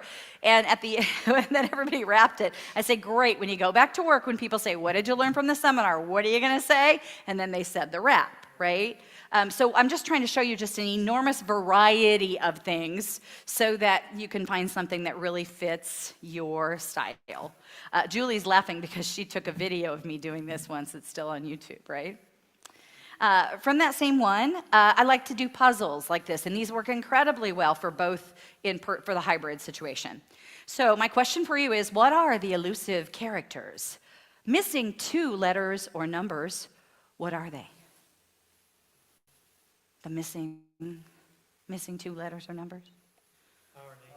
All right, so either out loud or in the chat, feel free. An R and an E, everyone says. Well, it's actually not an R and an E, it's a C and a T. W-A-T-E-C-M-T-L-O-N. Yeah, C and a T. Yeah, because see, notice that up top, there are these 2 sentences, and I have the first letter of each of the 2 sentences. W for what, R, the elusive character, C, W-A-T-E-C-M-T-L-O-N. That's just the first letter of each of the words in the 2 sentences above. It has nothing to do with watermelon. Again, right, think about things that it's just a simple activity, right? It got people thinking, because the problem is that when we're busy speaking, then they're not thinking. They can go into that little hypnotic state, right? So now I got them thinking. Now they're in a thinking state. What could I debrief this into? Any ideas? Hey, Sherry, wait, I got this for you. Okay. Thank you. All right, back to you. Any ideas?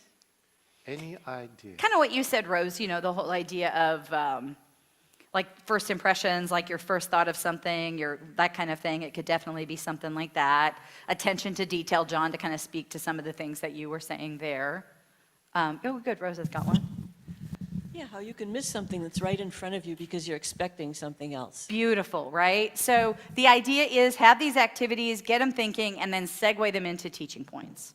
The next one is another puzzle. I simply ask, which one is the odd one out? And for the virtual audience, I have this be a poll, because I used to have them put it in the chat, but now I go ahead and I have a poll, and they vote which of the 4 is the odd one out. So what is the odd one out? What do you think? It's got to be the B, because the rest are A's, he says. It's got to be the square, because the rest are circles. It's got to be the yellow, because the rest are red, which leaves us an odd one out, because the only one that doesn't have anything about it that would make it the odd one out is the A in the red circle. The A in the red circle having nothing about it that would make it the odd one out makes it the odd one out. Isn't that odd? Now, I've been using this for lots of things. One of the things I really have this be is how many times do we pay attention to the squeaky wheel and give attention to like that anomaly, difficult situation, instead of paying attention to the majority the silent majority who really provide value and they're there and they're paying attention all the time. Here's another one, works great for both. I'm gonna ask you to add these numbers in your head. And when we get to the line at the bottom, then we're gonna shout out as fast as we can. And in the chat, I want you to put as fast as you can, what is the result? Here we go.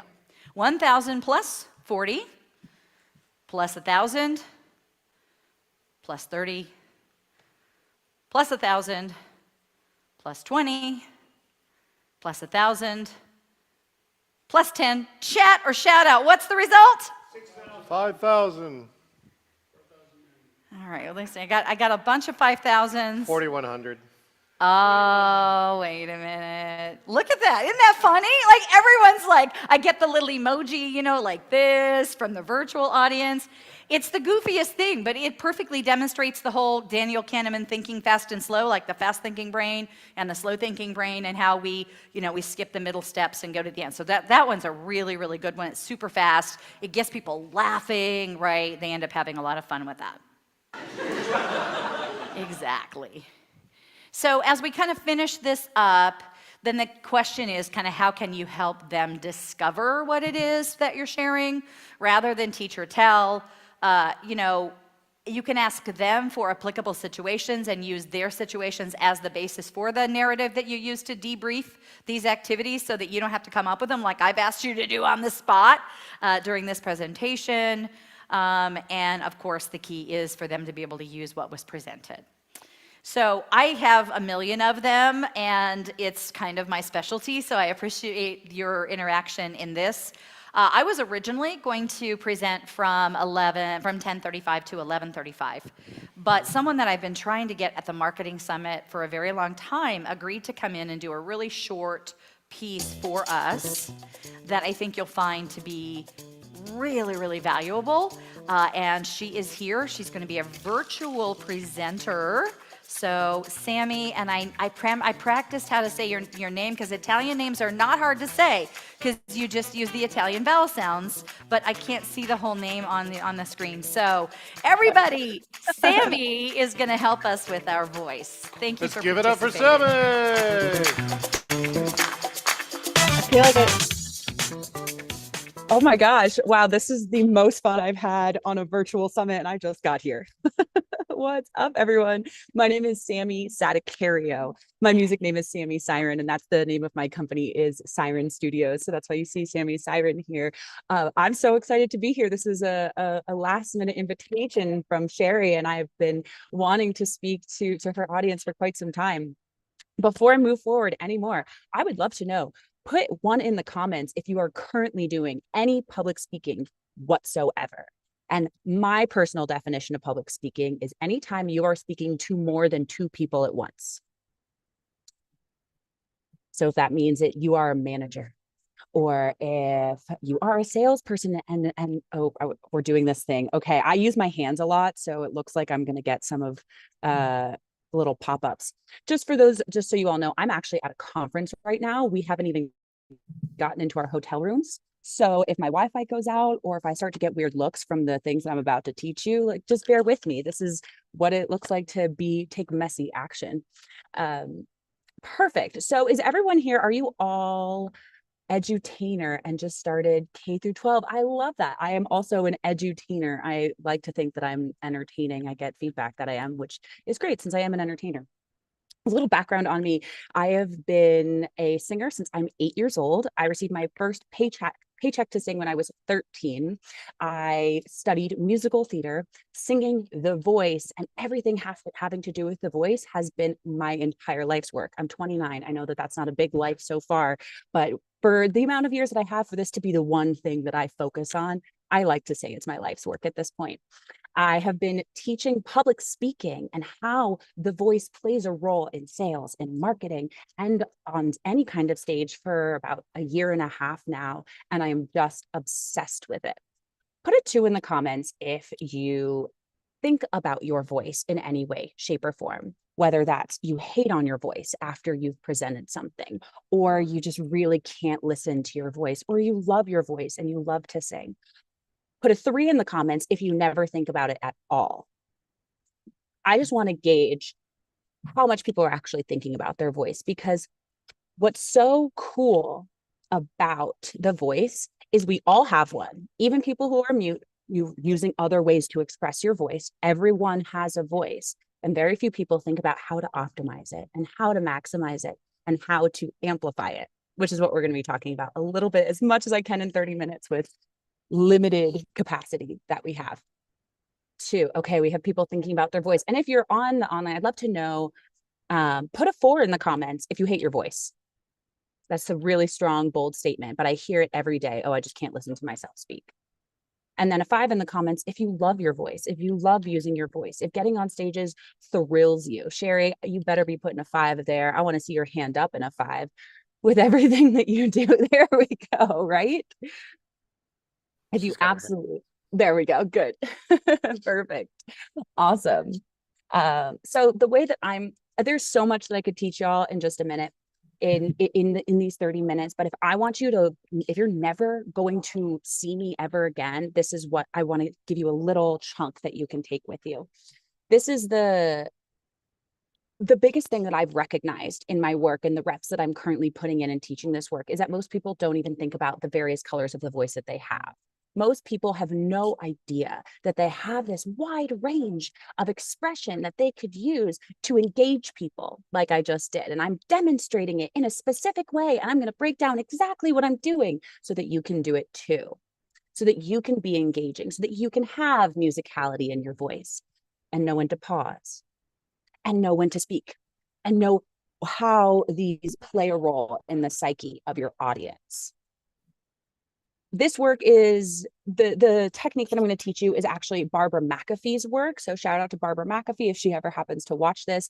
And it is about all the different colors of your voice that you can find and put into your speech or into your marketing or into a video if you're making marketing videos, so that you can create a strong effect on your audience, right? Because what we want to create in any kind of marketing or sales capacity is an emotional response.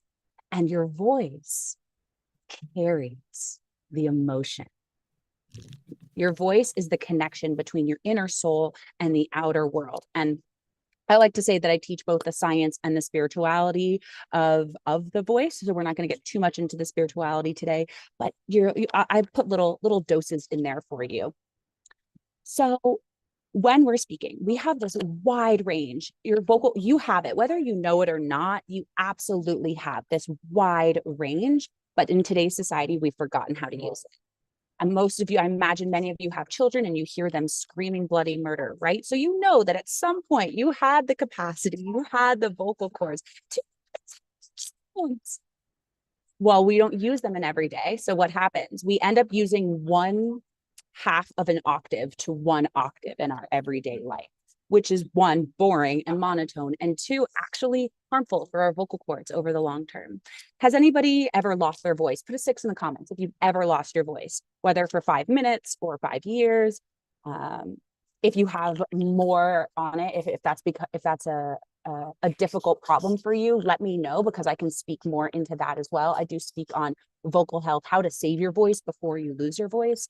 But that is a different, yes, at a concert from screaming too loud. Absolutely. And what's fun is to my monthly class, we actually talk about how to scream properly so that you're not hurting your vocal cords, so that you're actually using this higher part of your voice. So your voice is a muscle, and I'm just going to give a little bit of the science right now. We have these 2 little vocal flaps, and they flap together and they make sound. And it's in that flapping that the sound happens. It's our breath that carries that sound, that carries that invisible matter out in the world. And that's why people say project from your diaphragm. What they don't often then take the next step as is what does that mean? How do I actually do that? And what that means is that we're using our diaphragm to control our breath so that sound travels on the breath, because sound needs a medium to travel. So the breath is that medium. It is that matter that the sound comes out on, which to me is just the coolest thing ever. So what you begin to do is learn how to shape your mouth and use your breath to shape that sound. and make and control in a different way. First things first, we need to learn the tools and the techniques for even just naming what our current sound is. So we're going to do that today with the 5 elements. Has anybody here heard of the 5 elements, either from just, living in nature or as 5-element theory from Chinese medicine? And this is the part that's Barbara McAfee's work. Sammy, I only know the 4 elements. Back to you. Whoever just spoke, I couldn't see that, but what are the 4 elements from your perspective? I would love to hear your voice. All right, Sammy, this is John. Let's see. What? Fire, wind, earth, air? I think I might have missed one. That's a great Somebody start. else can help me. No, that's a great start. So we have earth, we have Yes. air, we have Yes. water, fire, There and we then go. and then the other one is some people use ether. That's Chinese medicine would use ether. I'm going to use metal today because we're using these to learn how to describe the colors of the voice. And as you go through this conference, as you begin to listen to people's voices, you can start to, this is just giving you vocabulary to be able to describe what you're hearing. Sammy, I know the 5th element here in Seattle. Do you know what the 5th element in Seattle is? Rain. Coffee. Coffee. Okay, back to you, Sammy. I love it. Thank you. Thank you for your participation. It makes it, these virtual things are always, I'm very hands-on when I teach. And so in the virtual ones, I'm like, I don't know what your voice is. I need to support your voice. It gets a little harder. So thank you. So we have earth, air, water, fire, and metal. And I'm going to demonstrate for myself what it sounds like in my voice and where these are applicable. And it will be up to you to then go take that and run with it and practice it and notice it in other people. And when I work with people one-on-one, this is just one technique that we use. I teach a whole range of different things dependent on the human in front of me. That's just how I operate in the voice. And because no 2 people are different, which is what makes my work the most fun, because I'm an artist and I get bored quickly. And so I need all of the new voices all the time in order for this to, it's just the most exciting thing to me. So we have earth energy. Earth mama is very grounded and resonant. And we might know a lot of men who speak with earth energy. Now the shadow side of earth energy is mud. Mud sinks really low and you can't really understand it. Can you all hear me? I know it's kind of loud in here. And we have a lot of like lazy men who speak in this mud sound and are doing a lot of damage on their vocal cords. And then we have coffee. That's funny. That's great. But so when we speak in earth energy, I will have a lot of women practice earth energy to find their way into that grounded aspect of their self and their body and their voice. Because when you find your voice, you find your body. They are connected. And next we have air. Air, you might find somebody who uses air who is a bit of an airhead is what we've heard, right? It's this higher pitched. And now the extreme version of air is going to be Julia Child. Julia Child speaks in this way where it just always seems like she's in the clouds. And this is actually a really important voice because if you start to lose your voice, chances are you're using too much earth or too much fire. And bringing some air in is going to alleviate the pressure on your vocal cords. Now, I often talk about this in the science aspect of the physical aspect of what's happening in your vocal cords is when you're speaking up here, your vocal cords are thinner.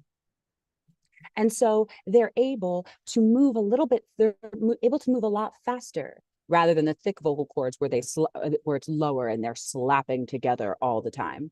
So in this higher place, this is what we're going to use if we're vision casting. So if you're on a sales call or if you're giving a presentation and you want to paint a picture, you're going to use an air voice because an air voice is going to draw us into our imagination. And I often say that that air voice, that head voice, that higher voice is also what connects us to spirit. And when we bring that down, that's when we have this super strong voice that comes out. But that's for another time. After air, we have water. Water is what you're going to use as a mediator. Water is what you are going to use to calm people down. And you'll notice that I brought my pitch down as well, because water has some earth in it as well. The water sits on top of the earth. So water has this grounding yet fluid presence in it. You might use water if you're a meditation teacher. You might use water if you're a mediator.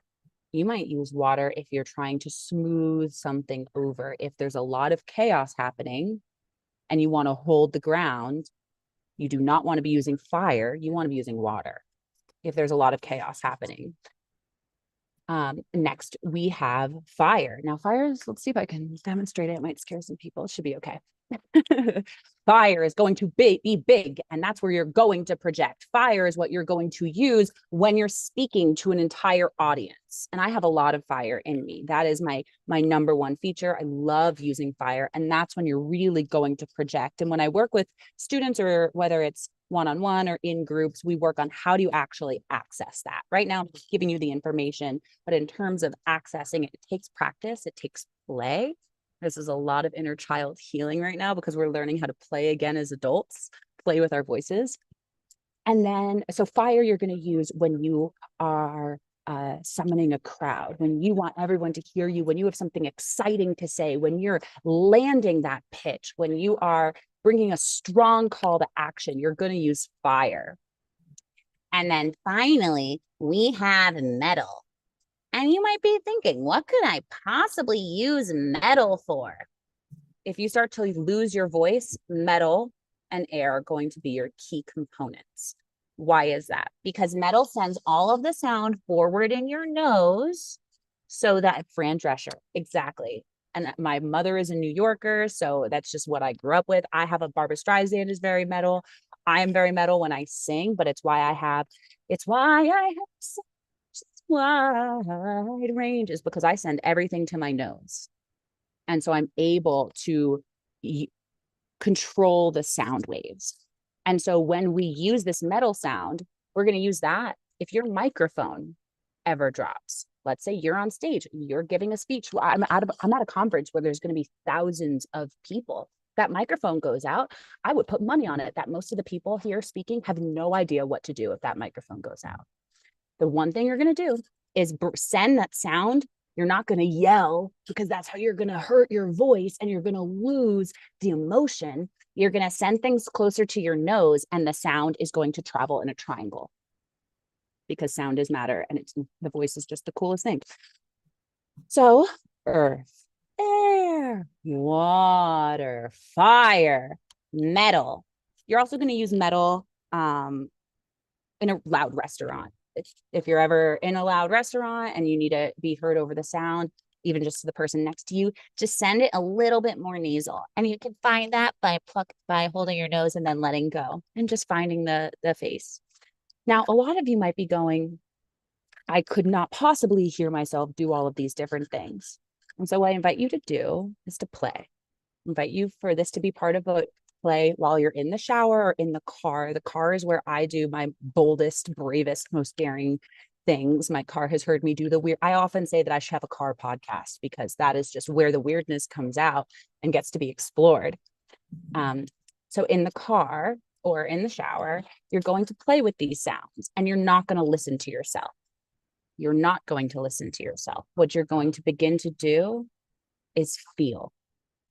This is the first step to feeling your voice. This is the first step to feeling your soul, to feeling from the inside out.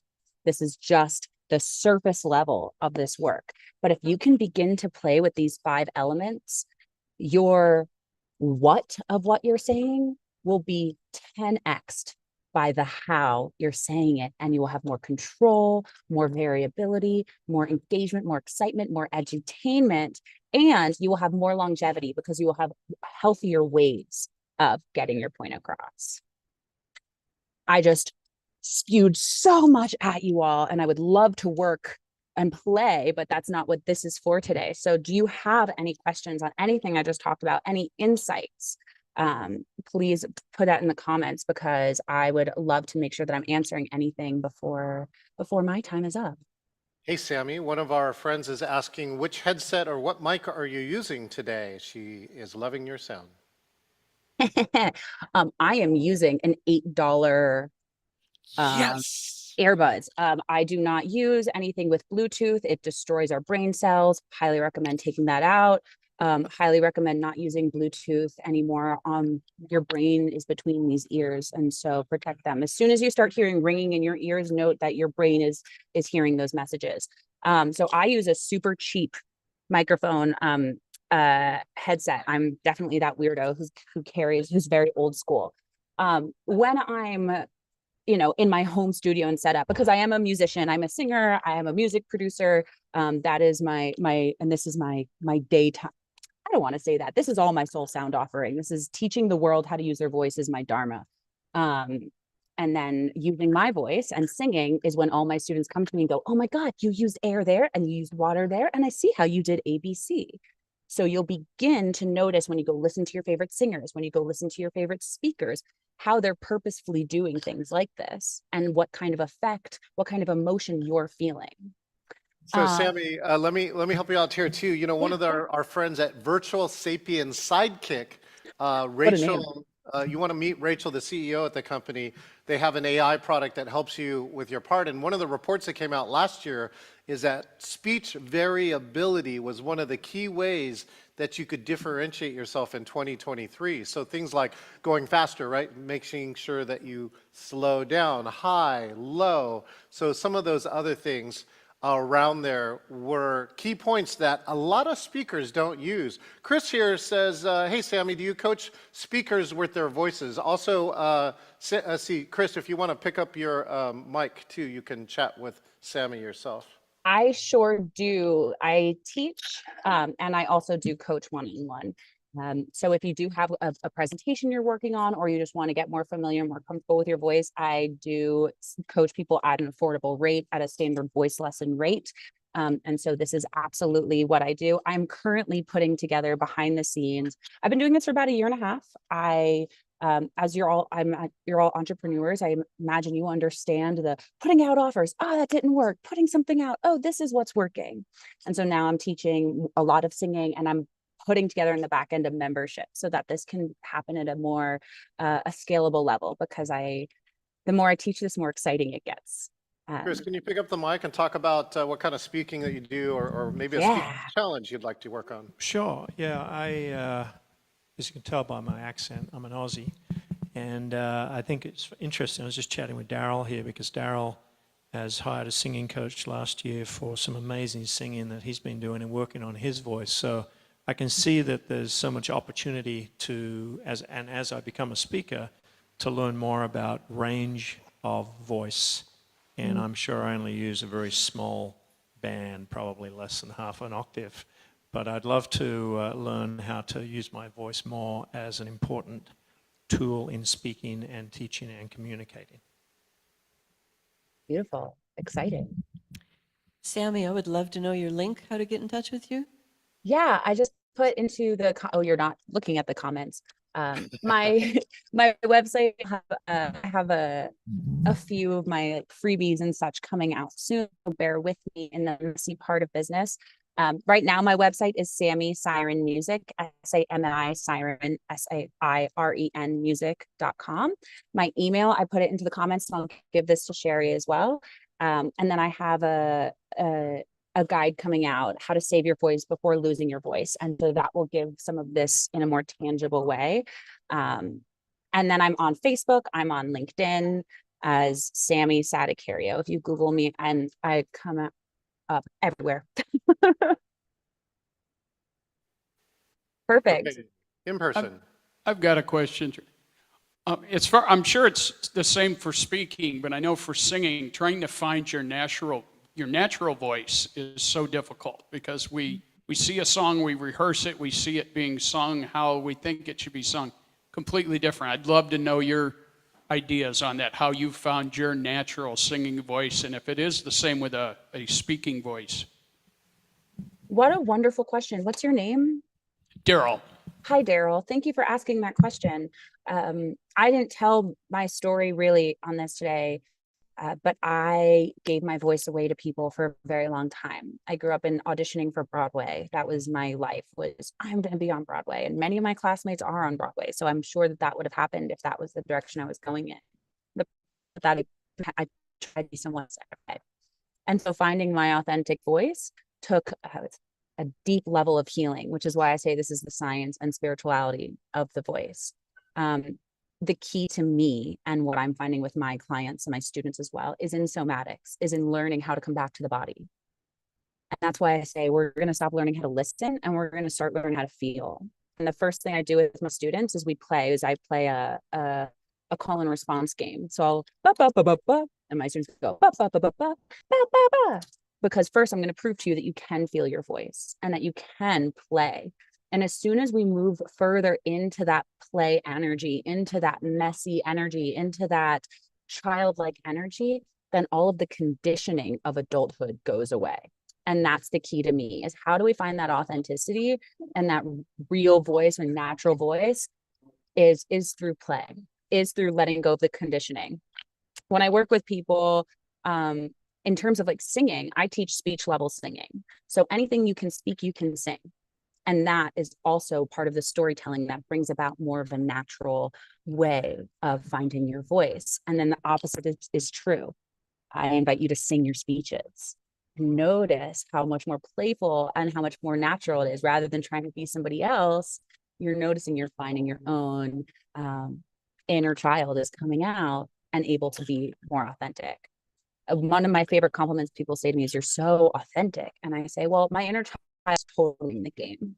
Like as soon as the adult shuts up, everything gets better, honestly. And that's when I've been the most successful. Outstanding. Thanks, Sammy. Great, Hey, thank you. Oh, good. This is John, too. You know, there are a few karaoke singers in the room, you know, Sherry Prindle included. What's an exercise for us karaoke singers that you suggest that we should do? Find your head voice. If you can find your head voice, that's the key. That air voice down approach is going to let you sing anything at any rate and any time. If you listen to gospel singers, they always have this like cleanness that comes down. And so it's bringing that head voice down approach. I didn't talk about that a lot today. So if I'm using a lot of like lingo, then I apologize. The second thing, and I don't have one with me, which is because I'm in Denver and it's a bit of a chaotic morning, is to sing through a straw, warm up through a straw. Same if you are, before you go on stage, before you get on the microphone, before you get on camera, start practicing singing through a straw for several reasons. One, that's going to teach you how to channel your breath. Two, it's going to get you already singing and warming up. Three, when we sing and when we hum, we calm our nervous system. It is called toning the vagus nerve. So we are calming our fight or flight response into rest and digest when we sing. That's why singing is so important to our being as humans. So if you sing through the straw, that'll calm a lot down. It'll warm you up and it'll help you find that head voice to then go kill it at karaoke. And are you on, so there's lots of thoughts on what kind of water, but I know that one of my speech coaches asked me to drink ice water throughout the day to keep my vocal cords not inflamed. I don't know if you're on team ice water or you're team something else, Sammy. I would love to know who your vocal coach is, because maybe there's a science. Look, I mean, don't get me wrong. I love cold plunges. I do cold showers. I'm all about biohacking, but it's always been lukewarm or warm water. If you're losing your voice, the key is throat coat tea and a little bit of apple cider vinegar. That's what Broadway singers use. That's what I've been using for years. But having high quality water is very important. So regular bottled water is typically very dehydrating. So finding water and putting a little bit of salt in it, Redmond real salt or Maldon salt for the electrolytes, and you'll notice a big difference in your voice. And also face massage. I often teach face and jaw and tongue massage will make a big difference as well. Outstanding. Thank you, Sammy. All Thank right. you for the questions. Yeah, Mel, Mel chatted your tip. Perfect. Thanks, Mel. All right, let's see. Anybody else with questions? You do have a few more minutes if you'd like to wrap up. You got about 6. Which microphone for today? Yeah, like I said, this is a CVS microphone, my friend. So I couldn't tell you what would work best. I CVS drugstore. There you go.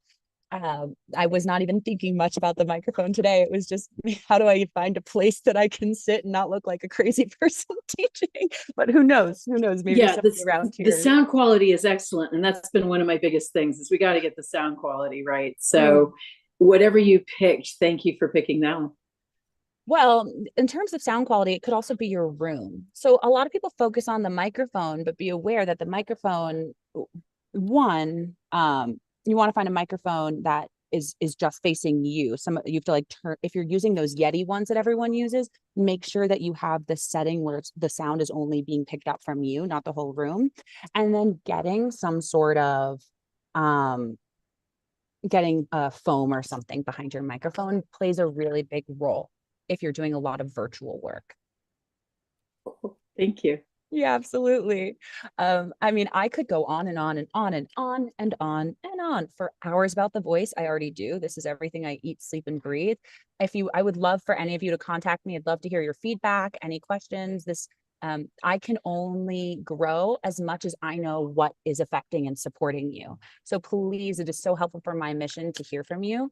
My Instagram is at Sammy the Siren. And then if you just search Sammy Sadacario, that should come up. I put my email in the chat. I'll make sure Sherry has it so she can send it to you as well. And then I have YouTube videos up. I will have a full YouTube channel coming soon. I'm doing so much in the background right now. Sammy, we do have still a question from our in-person rows. Yes, please. Sammy, is there any way, I know you probably don't have a straw with you right now, but is there any way that you could sort of demonstrate what that's like? Oh, thank you for saying that, Rose. You know, 98% of the time, I always have a straw with me. Take out the always, because clearly that's not true, but I emptied my backpack and took out like all of the straws. 98% of the time, 50% of the time, it works all the time. I know, right? So it's like humming through the straw. So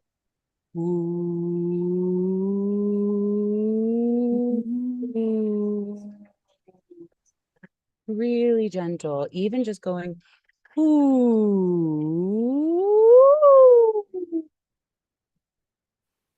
the straw like that. And you want to make sure there's air coming out of the other side of the straw as well. Sometimes I can tell when there's some people that hold their breath a lot. And part of this work is also learning how to breathe, how to exhale. And so if you hold the straw and have your hand about an inch away from the straw, and feel the breath coming out. So just gentle oohs through the straw. Another way you can do it without the straw, horse lips do the same thing. The straw is safer for people, emotionally safer for people who are new to exploring their voice, and it's less obnoxious in public. And it's like it helps us, it's an outside tool to help us understand the breath, because once again, many people understand, oh yeah, I need to use my diaphragm. But since I've started talking about it as, hey, the breath is what carries the sound out, that's when things start to click differently. When we start to recognize, oh my gosh, my voice's sound matter. It travels, it's invisible, but it is physically there. It takes up space. So learning how to frame the space within the straw will help you learn how to control your voice within a space. Did that answer your question? Yeah, thank you. That's awesome. Cool. Thank you. I'm going to throw you a loop here. I think we're all over, oh, is that my voice? It sounds horrible. That's not me. I think we're all over that. We hear ourselves more. But what's interesting is the disconnect when we see ourselves on video after the recording. Our gestures don't feel normal. They maybe not even look staged. It's just, that's something else. I don't know if that's getting used to, but, and I know in theatrics, you guys work on these things, really trying to get out of your body, but I'd really love to know your thoughts on that. are you asking about stage presence, or are you asking about how to deal Not- with it when we watch yourself afterwards? Yeah, not the stage presence even. I think maybe some baggage that we carry, or, you know, I know even when my brother looks at me and when I look at him when he's talking or when we're in video, we can also notice it's just odd. I don't know what it is, if it's that familiarity, but there's some baggage we carry when we're on stage moving. And not the theatrics. I think the theatrics actually help, but I'd love to know your thoughts on that, you know, where we're looking at ourselves, and that just isn't natural. I don't look natural. I look different than everyone in the room. You nailed it. It's the baggage we carry. So that's where we start getting into the emotional aspect of this. And that's when I have some trauma-informed techniques that I utilize as well with writing, because I imagine if you're talking, you expressed with your brother. So I imagine that's when we get into, okay, who told you your voice isn't important, or who told you you look stupid, or who told you A, B, C, or D? What are those thoughts coming up? What are those stories from our childhood coming up? So that's one way to explore it. The other is that when I work with people who have a speech, it's very important that when we're watching something, we're not looking at everything in it. We're focusing on one thing. So when you get on stage, have one thing that you're going to focus on. My one goal for this is I am going to use all 5 elements during my speech. Or my one goal is I'm going to breathe very deeply before I open my mouth. Or my one goal is going to be to not use my hands as much. And so when we have one goal, then when we rewatch it, we can see if we were successful with that one goal rather than looking at everything. Sammy, can you leave us with one last tip and then hand it back to the one and only Sherry Prindle? Thank you so much. Oh man, one last tip. If I have one tip for you, it's going to be to play, to wake up every morning and say, wow, today is going to be a day when I play with my voice. And one way that you can do it is with what I call the siren. Ooh. And if you can do that, if you can play, notice how everything in your life will begin to change. You'll have more energy, you'll have more excitement, and you will begin to draw people towards you in the most unimaginable ways. Go out there and play with your voice. Let's give a round of applause to Sammy, calling in live from her conference.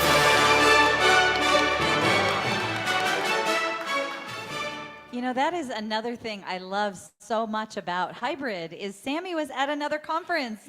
She was setting up and she just kind of took a corner of the room and she was able to be with us and bring that value. I love this great combination of ideas and actual techniques. And I feel like Ivy Kwan, who's coming up and doing another short presentation for us, absolutely brings both as well. So thank you so much, Sammy. This was amazing that you did this.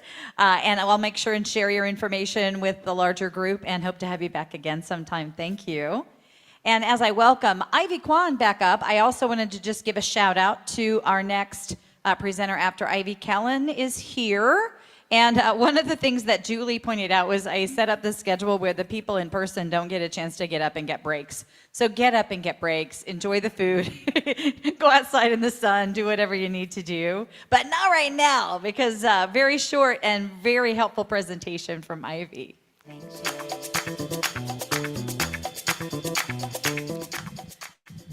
All of my talks are going to be interactive today.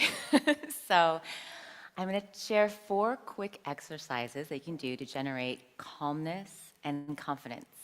As a therapist, I work with a lot of people when it comes to soothing their anxiety, increasing their self-esteem and self-confidence, and we're not going to do a really deep dive into our psyches in this moment. Come talk to me later if you're interested in that. What we can do is work with the physical body. And so the first one, I'll start with a little example. If you're a possum and you're walking through the forest and there's a predator, you're going to freeze and not move so the predator can't see you.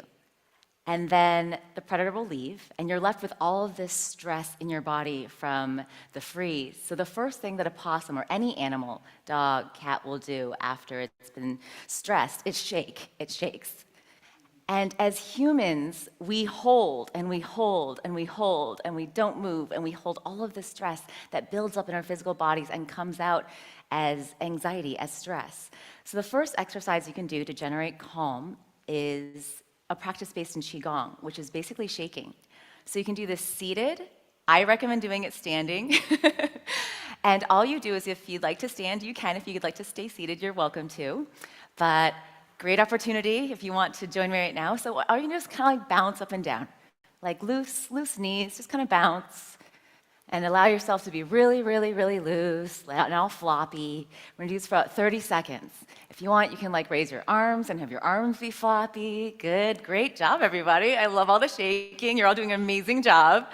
And then slowly, if your arms are up, slowly bring them back down. If you want, you kind of move side to side. And if there's a lot of stress, you can be like, like a really good shake at the end. And as you come back to stillness, now you can go ahead and sit down again if you'd like. Notice how it feels in your body. And there should be a sense of a bit more calmness, maybe a relaxed sort of energy that's sort of built up. So, number 1, shaking. The second exercise that you can do is breathing, but a very specific type of breathing. Is anyone familiar with 4-7-8 breath? So a 4-7-8 breath is where you breathe in for 4 counts, hold for 7, and then breathe out for 8. And if you do this 4 times, you can actually really calm and soothe and regulate your nervous system if you've been triggered, stressed, or activated by anything. If you just had an argument with somebody, or if you're just about to go up on stage and you're really nervous. And if you'd like, you're welcome to join me for a couple rounds of 4-7-8 breathing, which involves breathing in for 4, so 1, 2, 3, 4, holding 2, 3, 4, 5, 6, 7, and exhale 2, 3, 4, 5, 6, 7, 8. Breathing in 1, 2, 3, 4, hold 2, 3, 4, 5, 6, 7, and out 2, 3, 4, 5, 6, 7, 8. One more time. Breathe in 2, 3, 4, hold 2, 3, 4, 5, 6, 7. Exhale 2, 3, 4, 5, 6, 7, 8. Good. And just noticing how your body feels, returning to your regular breath. There should be a sense of calm and presence connected to yourself and your breath. Well done. The third exercise that you can do is a power pose. And I imagine many of you are familiar with power poses. Very common when you see an athlete running across the finish line and they just throw up their arms in a huge V for victory. And that's actually a power pose where your legs are spread and your arms are out and you're standing up and you're like, yes, victorious. There's a very excited dog who's just entered, who's also feeling very victorious. And another one is where you can put your hands on your hips, and again, your legs spread, you're taking up a lot of space. This is a sign to your body that it's safe to take up space. You're not hiding and small and crouched down. You are taking up space. So really quickly, if you're about to get on stage, that's something you can really quickly do is stand there waiting this position, or you can have your arms out and already anticipating your incredible victory. And that's a really quick way because your body will respond to your body positioning. Your emotional body will respond to your physical body. Finally, last really quick exercise, smile. If you smile, if you're smiling at someone, if you're even smiling at yourself in a mirror, even if it's a fake smile, it kind of uplifts your mood. It's nice to be able to lift the corners. It's hard to be in a really bad mood when you're smiling. So again, anytime you want to tap into your breath, 4-7-8 breathing, a little bit of shaking, a victory pose, or a smile, you have those accessible to increase calmness and confidence. Thank you.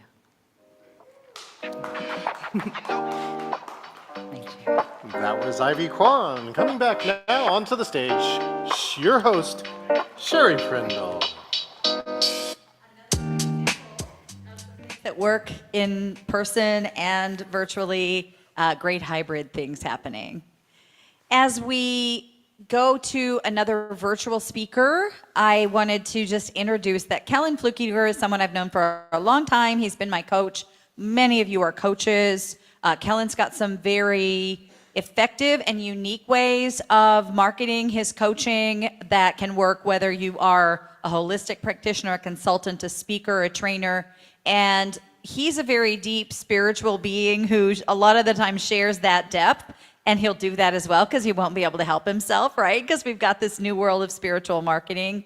But this time he's going to bring some of his just expertise on how to bring your message to the audience, that big, huge, audacious audience that you want to bring it to. Kellen, it's wonderful to see you.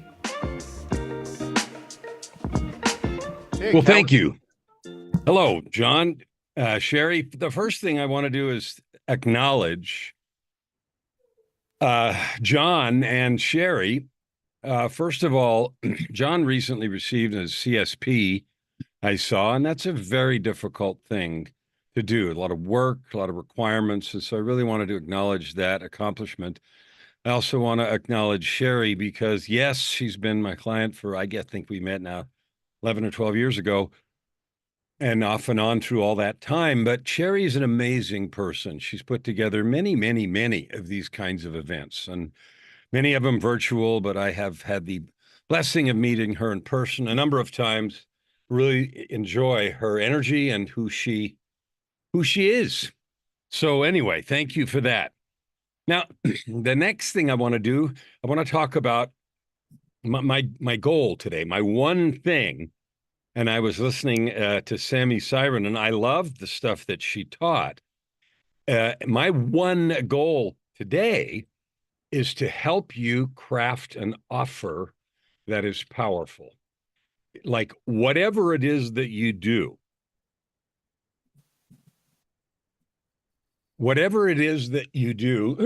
you have to sell it. A business doesn't work unless you get paying clients. So creating an offer that lands is a critical thing. And that's not news. It's like, duh, everybody knows you need an offer that lands.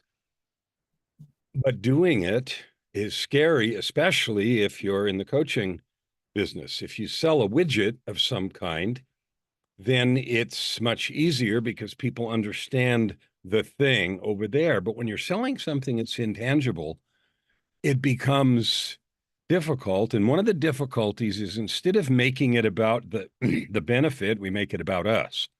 And every coach that has tried to enroll coaching clients knows that problem. I've wanted also to acknowledge some of the stuff that Sammy Siren, I love that she came and taught us that. I've had as a coach for me, a Hollywood vocal coach for many, many years, because I'm a performer and I sing and et cetera, et cetera. And so I loved what she was teaching.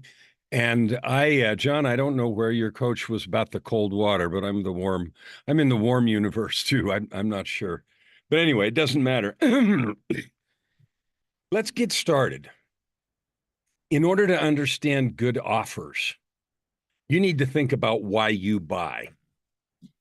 When you buy something, either you need it, you need to eat. You're going to buy some bread. You're going to buy bread to make sandwiches. There's a bunch of stuff that goes on behind the scenes before you ever go buy that. You know what bread is, you know what it does, you know what it ought to cost, and you know where to go get it.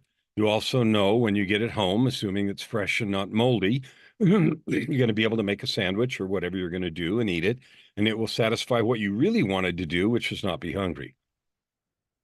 There were all these steps that went ahead of time when the real goal was just to not be hungry. When I first started creating myself as a coach, which is about 16 years ago now, I came from a very different world. I came from 30 years in the energy industry, and I had been an executive and, had high positions in the US and in Canada in the C-suite. And I knew how to speak, and I'd spoken at a lot of conferences and all that sort of stuff. But when I got to coaching, I realized that I couldn't do this very well. I knew how to help people get stuff done, And that's how I think of coaching, the people encouragement business. Now, when I tell these stories about me or these examples, I don't want you to hear me, because this isn't about me. If I knew you well enough, I would perhaps use a story from your journey. I'm using these stories to illustrate points about, again, the one thing we're doing today, how to craft a powerful offer that offers your services to the world in a way that makes you money. Because without conversions and making money, you won't stay in business very long. When I first started making offers, I was really bad at it. I was scared. I ruined a lot of potential clients. I didn't ruin them, but I ruined the situation. I was so worried about, getting a credit card number or getting him to say yes, and that it messed up the energy of the conversation. And in fact, it's funny because I run a couple of group coaching programs, and one of the key questions in all of them, if the person attending is a coach, is this question: how do I transition from the regular part of the conversation to the enrollment part? And I laugh now. That used to be a real question for me too, that there is no transition. And the reason is because what you have to offer becomes obvious all the way through the conversation. And if it doesn't, that's where you need to work on describing, dimensionalizing, and helping people see what you offer. Let's go back to the bread example. I don't need to explain to you what bread does. I don't need to explain to you, unless you're gluten intolerant or something, what it's made out of, that it gets rid of hunger, that it's good for sandwiches and toast and French onion soup or whatever. You know that already. Often when we're offering something that isn't that concrete and well-known, people don't understand really what we're offering. And so here's the challenge. You and I, we don't need to explain anything to each other about food. We know what it is and what it does. If we have a product or service, you may understand really well what you believe that whatever you're offering will do for me. Let's just pretend it's you and me, and I'm a potential client of yours. You know exactly what you believe your offering is going to do for me. I don't, because it's not bread. It isn't in the lexicon of the world and in my experience. So unless I've had lots of really good experience with whatever it is you've described, I don't know that. And here's the first thing I want you to take away from this conversation today. It's about who's building the bridge. Who's building the bridge? The bridge, in the case of food, is already there. You know what food does and why you need it. In some other kind of an offering, if you're offering me something, if I don't understand what it does for me, or I don't know viscerally like I know for food, one of the mistakes I used to make, and that ruined my offers, is I assumed that if I talked a lot about what I did, or if I told a lot of other success stories, or if I told impressive stories about client experience, or if I talked about how many positions I'd had, or, did stuff that was sort of impressive, I assumed that if I did some combination of that, that you would be impressed enough that you would build a bridge between what you need and what I offer. That doesn't happen. Marketing is so pervasive and there's so much noise in offering whatever it is you offer, whatever the competitors are to you, that you can't assume anyone is going to build the bridge. You have to build it. Now, when you're speaking to an audience, if you're talking one-on-one, that's easy. And if you let it be easy. Again, in the one-on-ones, I used to ruin that too when I was trying to get coaching clients. And here's why. Because I, again, assumed before I learned enough that what I had to offer, encouragement, advice, whatever it was, would solve their problem. But I didn't actually know that. So when you're doing one-on-one, we'll do that separately, and I'll go to group setting. When I'm doing one-on-one, I don't actually have any idea and neither do you. Like if you're trying to sell me something, you have no idea whether or not I need it. If you assume that I do, then there's a barrier already. Let me give you an example. You probably get 10 or 20 or maybe 50 offerings in your LinkedIn profile, if you use that medium, offering to help you get clients, whatever your offering is. I'm going to fill your calendar with clients. Now, I've taken the time to talk to some of those people, and it's clear that they've expected me to build that bridge between what they offer and what I need, because they make a bunch of assumptions. I am a consultant coach, therefore I must need a bunch of clients, and the way I want them is to have them reach out and fill my calendar with clients or prospects. Well, I haven't talked to them enough that they know that at all. And so making a bunch of assumptions like that means they actually don't know anything about me. One of the things I did really poorly was I made offers way too soon before I learned enough. So the first piece, if you're doing it one-on-one, is to find out enough so that you actually know for sure, because of what I've told you. I'm assuming you're offering me something. So if you and I talk long enough and you ask me enough questions about what's going on in my life, my business, my struggles, and we get really deep in that, you can, with absolute authority, say to me, I have something for you. And that piece of the conversation now carries the energetic ring of truth. Why? Because I know, and you know, we've been through this. We've talked about a bunch of stuff, and we've talked together about the depth of issues that I've got and what's going on, what I've tried, what I haven't tried. And so you really know. And when you say to me, I've got something that could help you, I believe you because we've talked about it in detail. So the building the bridge part can only happen after I know enough or you know enough so that when you offer me something, it makes sense. So that's the first piece I want you to take away is building a bridge. If you're in a group setting, you're in front of an audience, on a webinar, I've got lots of people that talk, and maybe you do too. You speak to people on webinars like I am here, or like I have another one. I've done several this year, and so will you probably.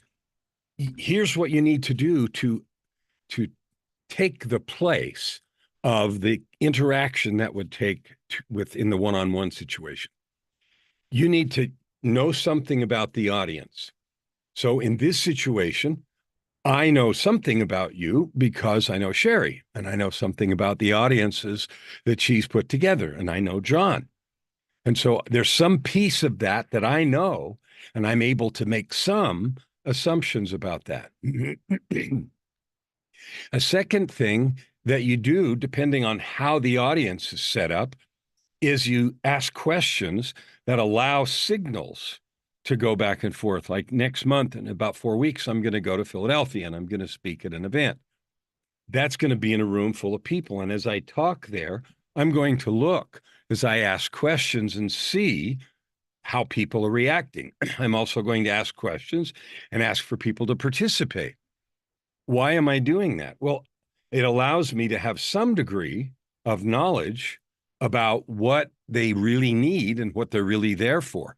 And I'll ask very specific and direct questions. And sometimes I have interaction with the audience to get real answers. Because remember, if you're going to sell me something, I have to really want it, because we all know how much marketing there is and how much we all hate that. Everybody's trying to sell me something I don't want to talk to you. At the same time, I need to meet my needs.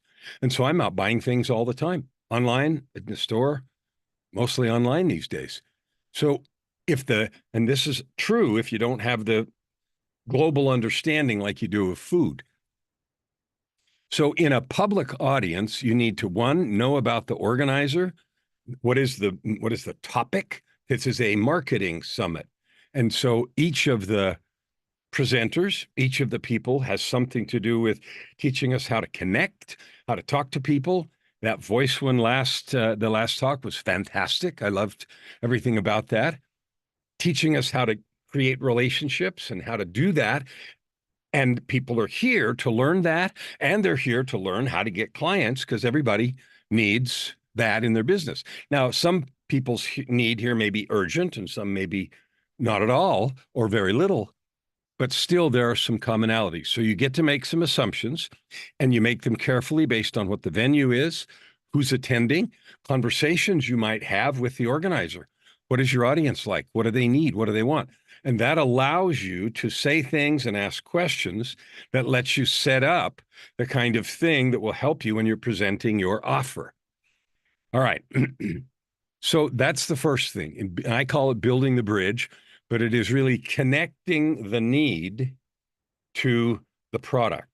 And that happens when you, the offerer, person offering, has a complete and really good understanding of the need, and you really know that what you have to offer fills that need. So that's the first piece. The second piece is remembering that the offer is about the buyer. The offer is always about the buyer.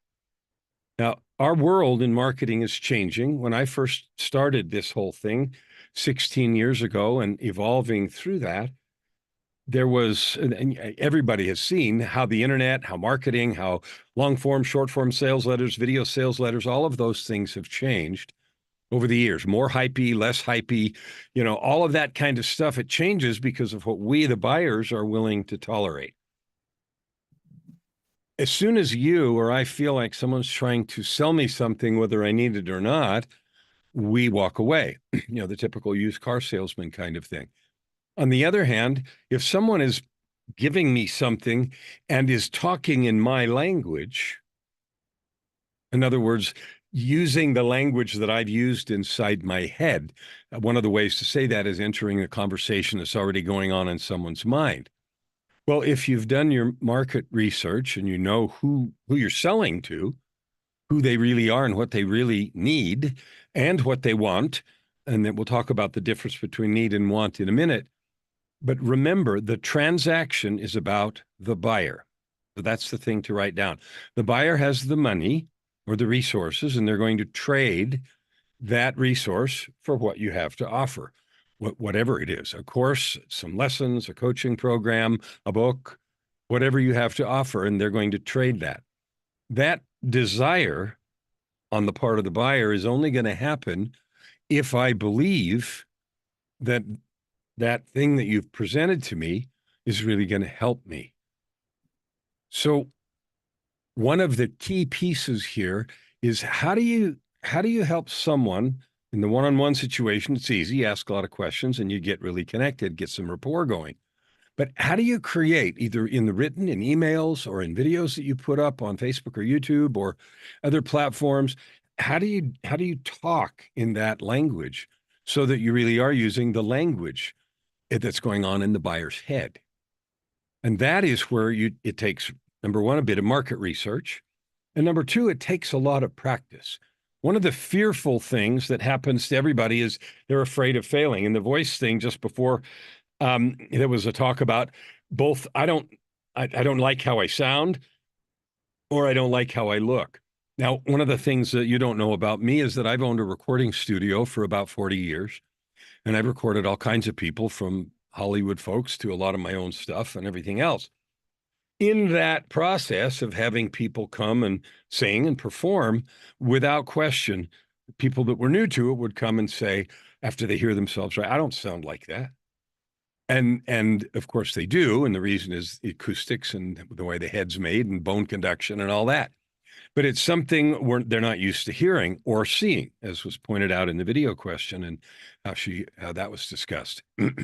So if you want to know what your person's talking about in their head, then that requires research. You need to go talk to them. You need to be with them. And that means you need to go virtually or actually to places where you can talk to people, not selling, but just finding out what's going on. So for example, I'm a coach. I meet at least 20 or 30 brand new people every single week. I structure my time and my place, where I go and what I do, so that can happen. It's not to get clients even. It's just so I can talk to people and remain really good at listening and hearing what they need, what they're looking for, what they what they're missing, what the struggles are in their world right now. Our ability to reflect that language is directly related to our ability to craft an offer that lands, an offer that is accepted. Now, one of the mistakes that I used to make a lot was that I created the offer that I would offer people, and with a lot of the word I in it, a lot of pronoun I. Well, I do this, and maybe I would say we do this, we do that. That isn't the most powerful way to do it. When you or I go buy food, we know, and I know I'm using the same example again, but we know what it does. So if I offer you a sandwich, you know what that is. And it doesn't have a lot of discussion. But if you offer me some help, some education or some training or some coaching on something, and I haven't felt like you know enough about me or about my situation, then I don't know that your bread or your sandwich is going to satisfy my hunger. A good way to do that is for you or me, if I'm presenting, the presenter of the offer to talk in the language of the customer. Here's what I mean. Instead of telling me what the product is, tell me what I get, what I have as a result. So if you were going to give me a sandwich, you'd say, here's a sandwich. You won't be hungry. It tastes fantastic, and you won't need to eat till dinner time. None of that had anything to do with you. It had to do with, I get a sandwich, I get good taste, I won't be hungry till dinner time.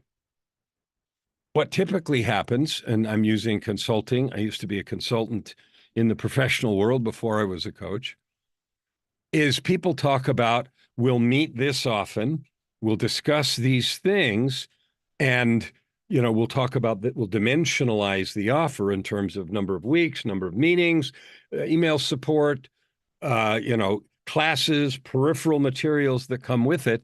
And that is not building a very good bridge.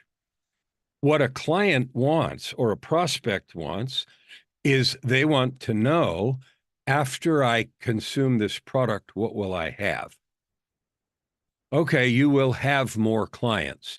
You will have more success. In the case of the vocal thing, and I'm using that because it was just there, you'll have more confidence when you sing. If you practice humming through a straw, it will relax you. So what I get, I will be more relaxed. I will be more confident going on stage speaking. And I love the little exercises in between. I did them all with you, just to do them. And I love that. And so what I get, I am calm, I am more relaxed, I am more focused, and the nervousness is gone out of my system. I can understand that. I know what it means to be relaxed. I know what it means to not be nervous or to be nervous. Like, we all know that difference. Okay. And so when you craft an offer, it needs to be always in the language of what the buyer gets. What the buyer gets. Now, I'll give you another example of how this worked. I was at an event and I was talking to an accountant. And this particular accountant was telling me all of the certifications that he had. And he was enrolled before the IRS to practice. And he had so many successes. And he told me all this stuff and how many certifications he had, and that he could practice all the way up to not being an attorney, but in tax court and all of that kind of stuff. And it was impressive. I was absolutely impressed, but it did absolutely nothing to make me want to hire him to look at my taxes. And I told him that. He said, well, what do I need to do? And I said, I'm not buying your certifications. I'm not buying your expertise. I'm not buying the fact that you're enrolled to practice before the Internal Revenue Service. I'm not buying any of that. And he said, well, what are you buying? I'm buying peace of mind. So what you need to sell me, and I grabbed my shirt like I was going to rip it open like Superman, right?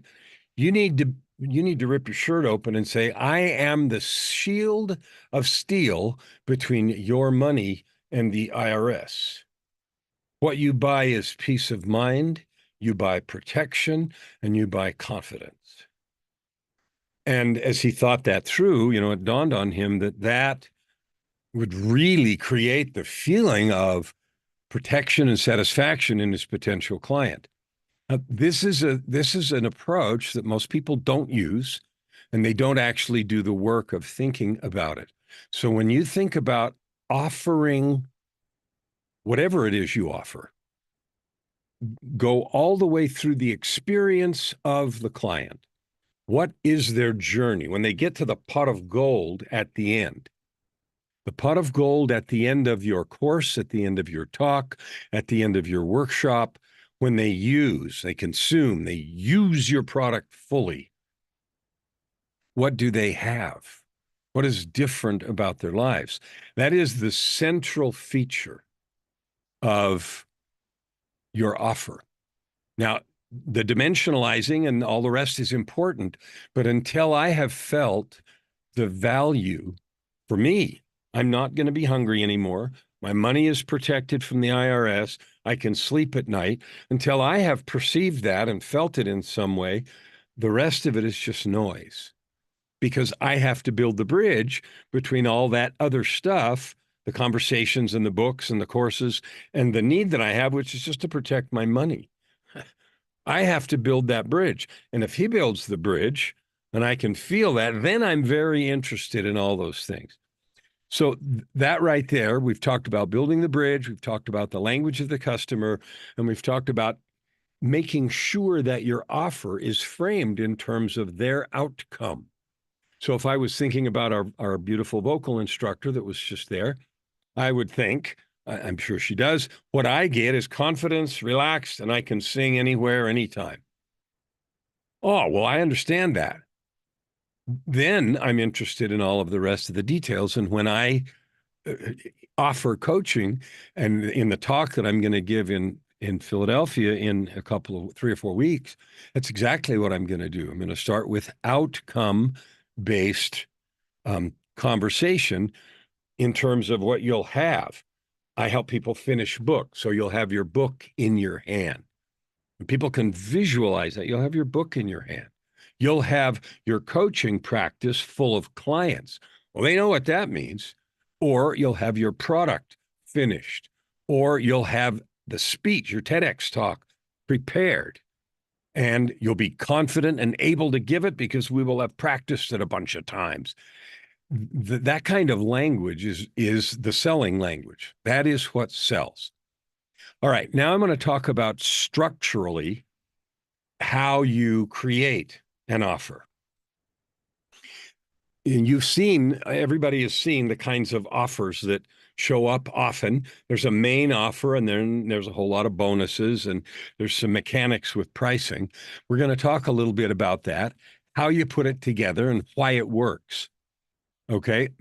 First of all, there's pricing. People ask me all the time, how do I price my offers? That's a really easy question. People think it's hard. If you do the work we've just talked about, if you want to offer me something and you want to know how to price it, you need to think through this. Here's the pattern.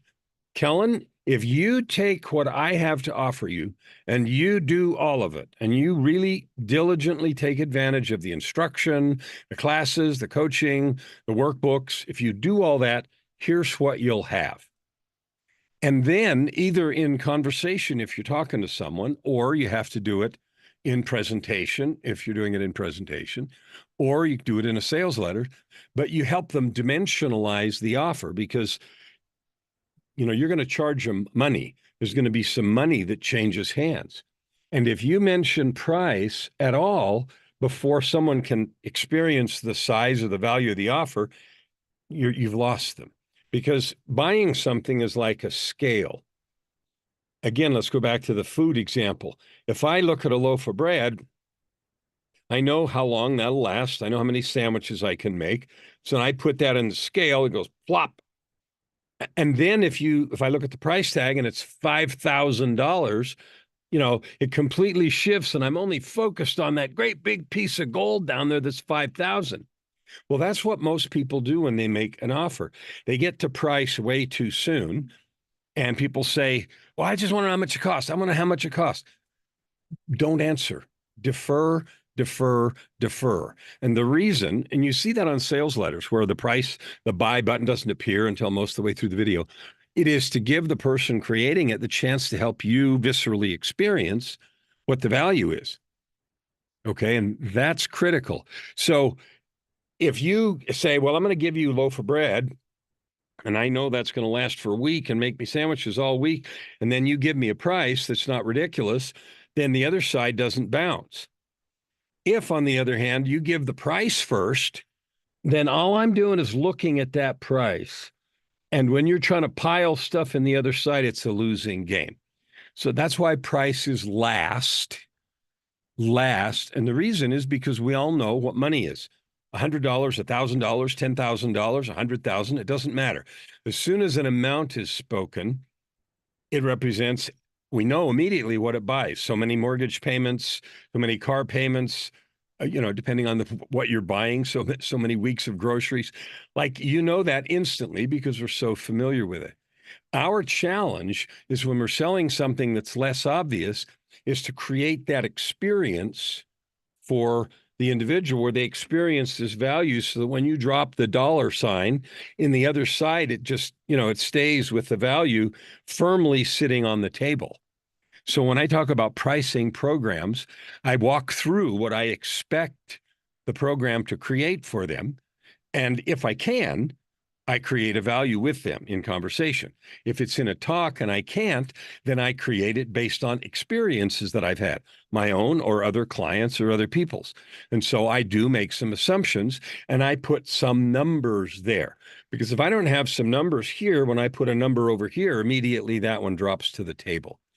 The pricing guidelines I use is 3 to 1, somewhere between 3 and 5 to 1. If I can't create between 3 and 5 times the value for you, then the dollar coin I'm going to drop in the side on the scale, you won't buy it. And the reason is because there's doubts about certainty and whether or not I can do this and all of those things, and that subtracts from the perceived value. So here's one of the ways that gets done, and that's creating an offer stack. Now, you've heard about creating an offer stack before. There's a principal thing you have to offer. So I'm going to use our vocal instructor here. She could say, I'm going to help you be confident in singing, be able to sing anywhere, know how to warm up, get rid of stage fright, and deliver your talks confidently and powerfully. I want that, you might think. Okay, cool. Then it goes further than that, because then you'll be able to get paid speeches, or then you'll be able to sell from stage, or then you'll be able to perform if you're a performer. And you have to take it through so that there's some monetary value there if you're going to charge dollars. Now, sometimes, Sherry said I'm very spiritual, and I am. I've written 19 books. Many of them are spiritual. I wrote a book about dying and meeting God at the door because I had a near-death experience in 2018. And in fact, yesterday I got an email from the International Association of Near-Death Studies, and they have their annual conference in Phoenix in August, and they invited me to come speak. So I'll be speaking at that. I share that just because, I've been to woo-woo land and I live there. But it's hard to sell that kind of benefit if you can't dimensionalize it. So even though I've written Meeting God at the Door, and I wrote a book about walking without fear and lots of intangible things, we have to be able in our offers to tie them to some value. And that's why I walk through to monetization. I use a multiplier of somewhere between 3 and 5 to 1. And when I do that, I close clients like breathing. So I started in a disaster zone, not able to do it at all. And now I've been at it for 15 years and I can do it very easily. And it isn't because I have some magic words. It's because I speak in the language of the client. I help them put a value on it. I help them build the bridge so that it's clear what I have to offer will solve the real problem that they've got inside. Now, you have a main product.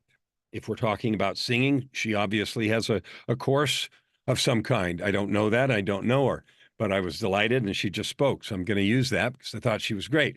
So she has a course and she's going to provide for me this kind of confidence and certainty. And that confidence and certainty is going to provide me the ability to generate income or overcome some problem that I've had that's in the way of my success.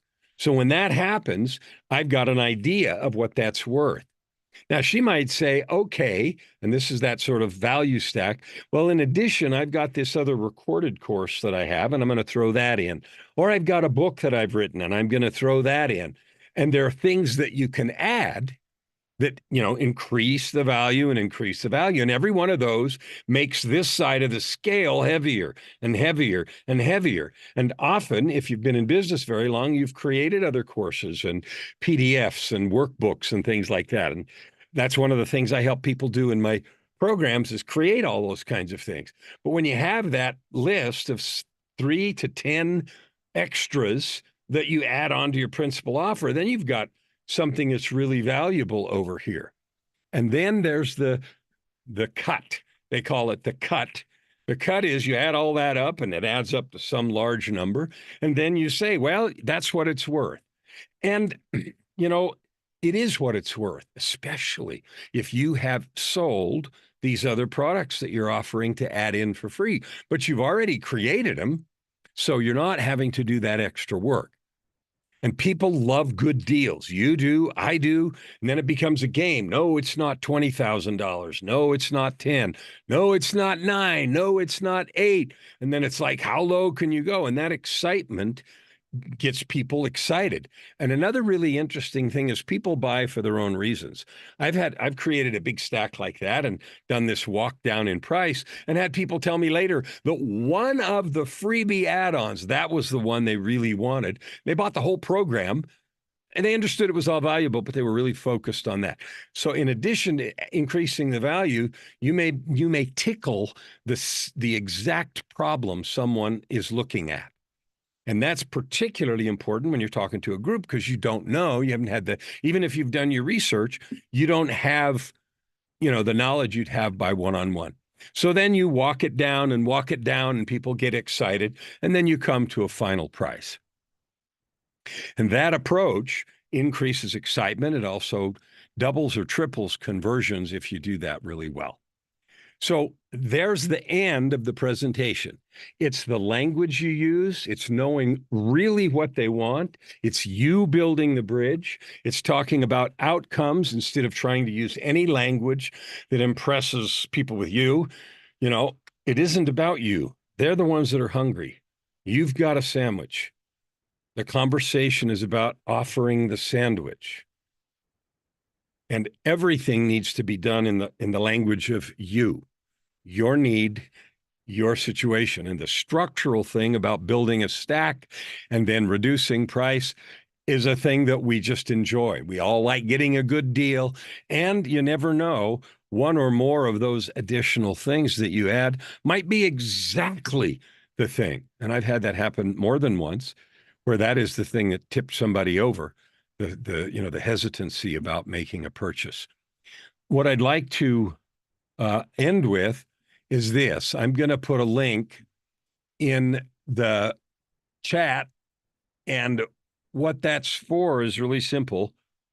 I'm not selling anything, but I have become over the years really good at closing from stage and in lots of places. I was at an event not too long ago where and I don't say this, yay me, it's to prove the effectiveness of this. I closed more than all of the rest of the speakers put together. And, that is something that happens when you practice these kinds of things. So the reason I put that in there is it's a schedule link. It's a calendar link to book a conversation for 30 minutes. And here's what I offer in that conversation. I'll review your offer and I'll help you make it good. So whatever it is that you're selling and however you sell it, take that link and book a call and let's tune your offer up so you can get paid what you deserve, so you can add the good to the world that you really yearn to do, and you can bring that gift and power that you have into the light. Now, we've got a few minutes left for questions. John, I know you're there because you always are, and I'm happy to take some questions. I have not been looking at the chat. Thank you so much, Kellen. All right, here we go. All right, let's see. I think we do have an audience here today. Let's see if we have any questions. Otherwise, it'll be back to me. Oh, here we go. I had a question which I just put in the chat. Kellen, it's Chris. Use the example of a free offer, which somebody really wanted. My question is, how do you find out what they really, really want? Well, if you're in an individual conversation, you do it by listening. And I have a whole course on listening because I was so bad at it to start with. You have to get yourself out of the equation. Nothing's about you. You ask enough questions and create enough rapport that they really tell you. That's obvious, and you probably know how to do that in a one-on-one. If you're in a group, like here, I'm looking at you guys, several people on the screen. I'm looking at you guys there at the table. And I haven't had enough interest in information for you, what you really want, to get what you really want. But here's what you do. Like, I know Sherry's audience. I know everybody here is learning about marketing. I know everybody here's got an offer. You've all got stuff to sell. That I know about you. I know that already. And so my question to you is your offer converting? Are you getting the kind of results? You get 1 out of 100, or do you not sell, or do you go speak and nothing happens? Or do you have constant enrollment conversations? So you do research a little bit when you can about the audience, and you use your own knowledge, because I know that about everybody here, you've all got stuff to sell. And my question is, if you're selling perfectly and you're happy with your closing rate and your prices, then I have nothing to offer you because you're already doing all that. If, on the other hand, your offers aren't converting and you're not getting the prices you want, then I know I can fix that because I've helped a whole bunch of people do that. So that's the kind of research I would do, and you need to do. Who's the audience? What are they likely to want? When you have talked to similar people, what do they really, really want? And I love the fact you put really in there twice, because nobody tells you what they really want to start with. It's like the accountant guy. What I really want is to sleep at night to protect my money. That's what I really wanted. Does that help with an answer, or am I like way out in left field? No, that helps. I think that I would say my offers are converting. Well, they're not. I don't really have offers as much as I seem to be able to secure business. The whole offer thing is an area that I need to do some work on, so I'll probably take you up on that offer to have a conversation with you and discuss what an offer could or should look like. I think I'm a rookie in that area, so definitely an opportunity. Thank you. And that is something I didn't mention. I spoke as if you all had an offer all tuned up. If you don't, but you have a powerful service, then you better get an offer together, because when someone says to you, what do you do? And you don't have time to have an hour or 2-hour conversation with them, you better be able to describe it in a powerful way that lets them say, well, we should talk a little more. That's all you're trying to get done. So fabulous. Kellen, I guess one of the challenges that I'm faced with is that I actually do multiple things. I lead peer groups. I'm a speaker. I'm a business coach. I'm a life coach. I take entrepreneurs into the wilderness, scare the shit out of them on adventure retreats. I do corporate offsites. I run corporate retreats. I do a lot of shit. And I'm also a serial entrepreneur and adventurer. And so it's difficult to know how to craft an offer when the offer is kind of unique to each one of those things. You know what? I love you for saying this, and I'm going to give you a hug until you book me a call. You have an offer. You've just told me, and you don't know how to say it. So let's talk. All righty. Thanks. I love it. And you also have an offer, even if you're offering to volunteer for your church group, or you're offering to, all the things that we do, everything's an offer. We just happen to have these offers that are speaker and coach type offers. But I mean, think about when you offer to help your friend or babysit your grandkids or whatever. Like you do the same thing. You say, "Oh, well, you guys can go out and have fun," and it's funny how we make such a big deal about it when money is exchanged. But Kellen, you kind of helped me see. We have all kinds of ways of measuring value. Money is one of them. Absolutely. 100%. So thank you. That's absolutely true. And I'm thinking about the babysitting thing. You could say, I'm going to babysit. And the activity is I'm going to come sit in your house and watch TV and feed your kid. What you're really doing is I'm offering peace of mind for you to go do whatever you're going to do. Your kid's going to be alive. Your house won't be burned down and everything's going to be fine when you get home. Like learning to think and language in terms of what you're really offering, wherever it is really important. It helps in communication and it helps in selling. So I really like the fact that you used food as your example because we are now coming to our lunch break. Had you been here live in Bothell, Washington, a beautiful suburb of Seattle, you could be enjoying sandwiches in the back of the room, wherever you happen to be. Feel free to stick with us and socialize. John will be John. And Nancy, nice to see you. And when we come back, we are really going heavy hitting with our audience who has been so, thank you, so interactive with the other speakers. They're going to come on and be speakers this afternoon, which is excellent. And we will see you then back at the top of the hour. John Chen. All right, thank you. You've been enjoying here the Star Marketing Summit, working a hybrid here from Seattle, Washington, beaming out to anywhere that you've been. The live stream is going to end here in just a moment, but if you are joining us here on Zoom, we will have also a virtual lunch networking hour that is not being live streamed. But meanwhile, if you want to get on Zoom, you can go to Star Marketing Summit, starmarketingsummit.com, and you will get the login information there. Again, my name is John Chen. I'm one of your co-hosts here for the Star Marketing Summit. We hope you've been enjoying this morning of education. Join us back here at 1 p.m. Pacific Standard Time, 1 p.m. Pacific Standard Time, and we'll see you back here at the Star Marketing Summit. Thank you so much.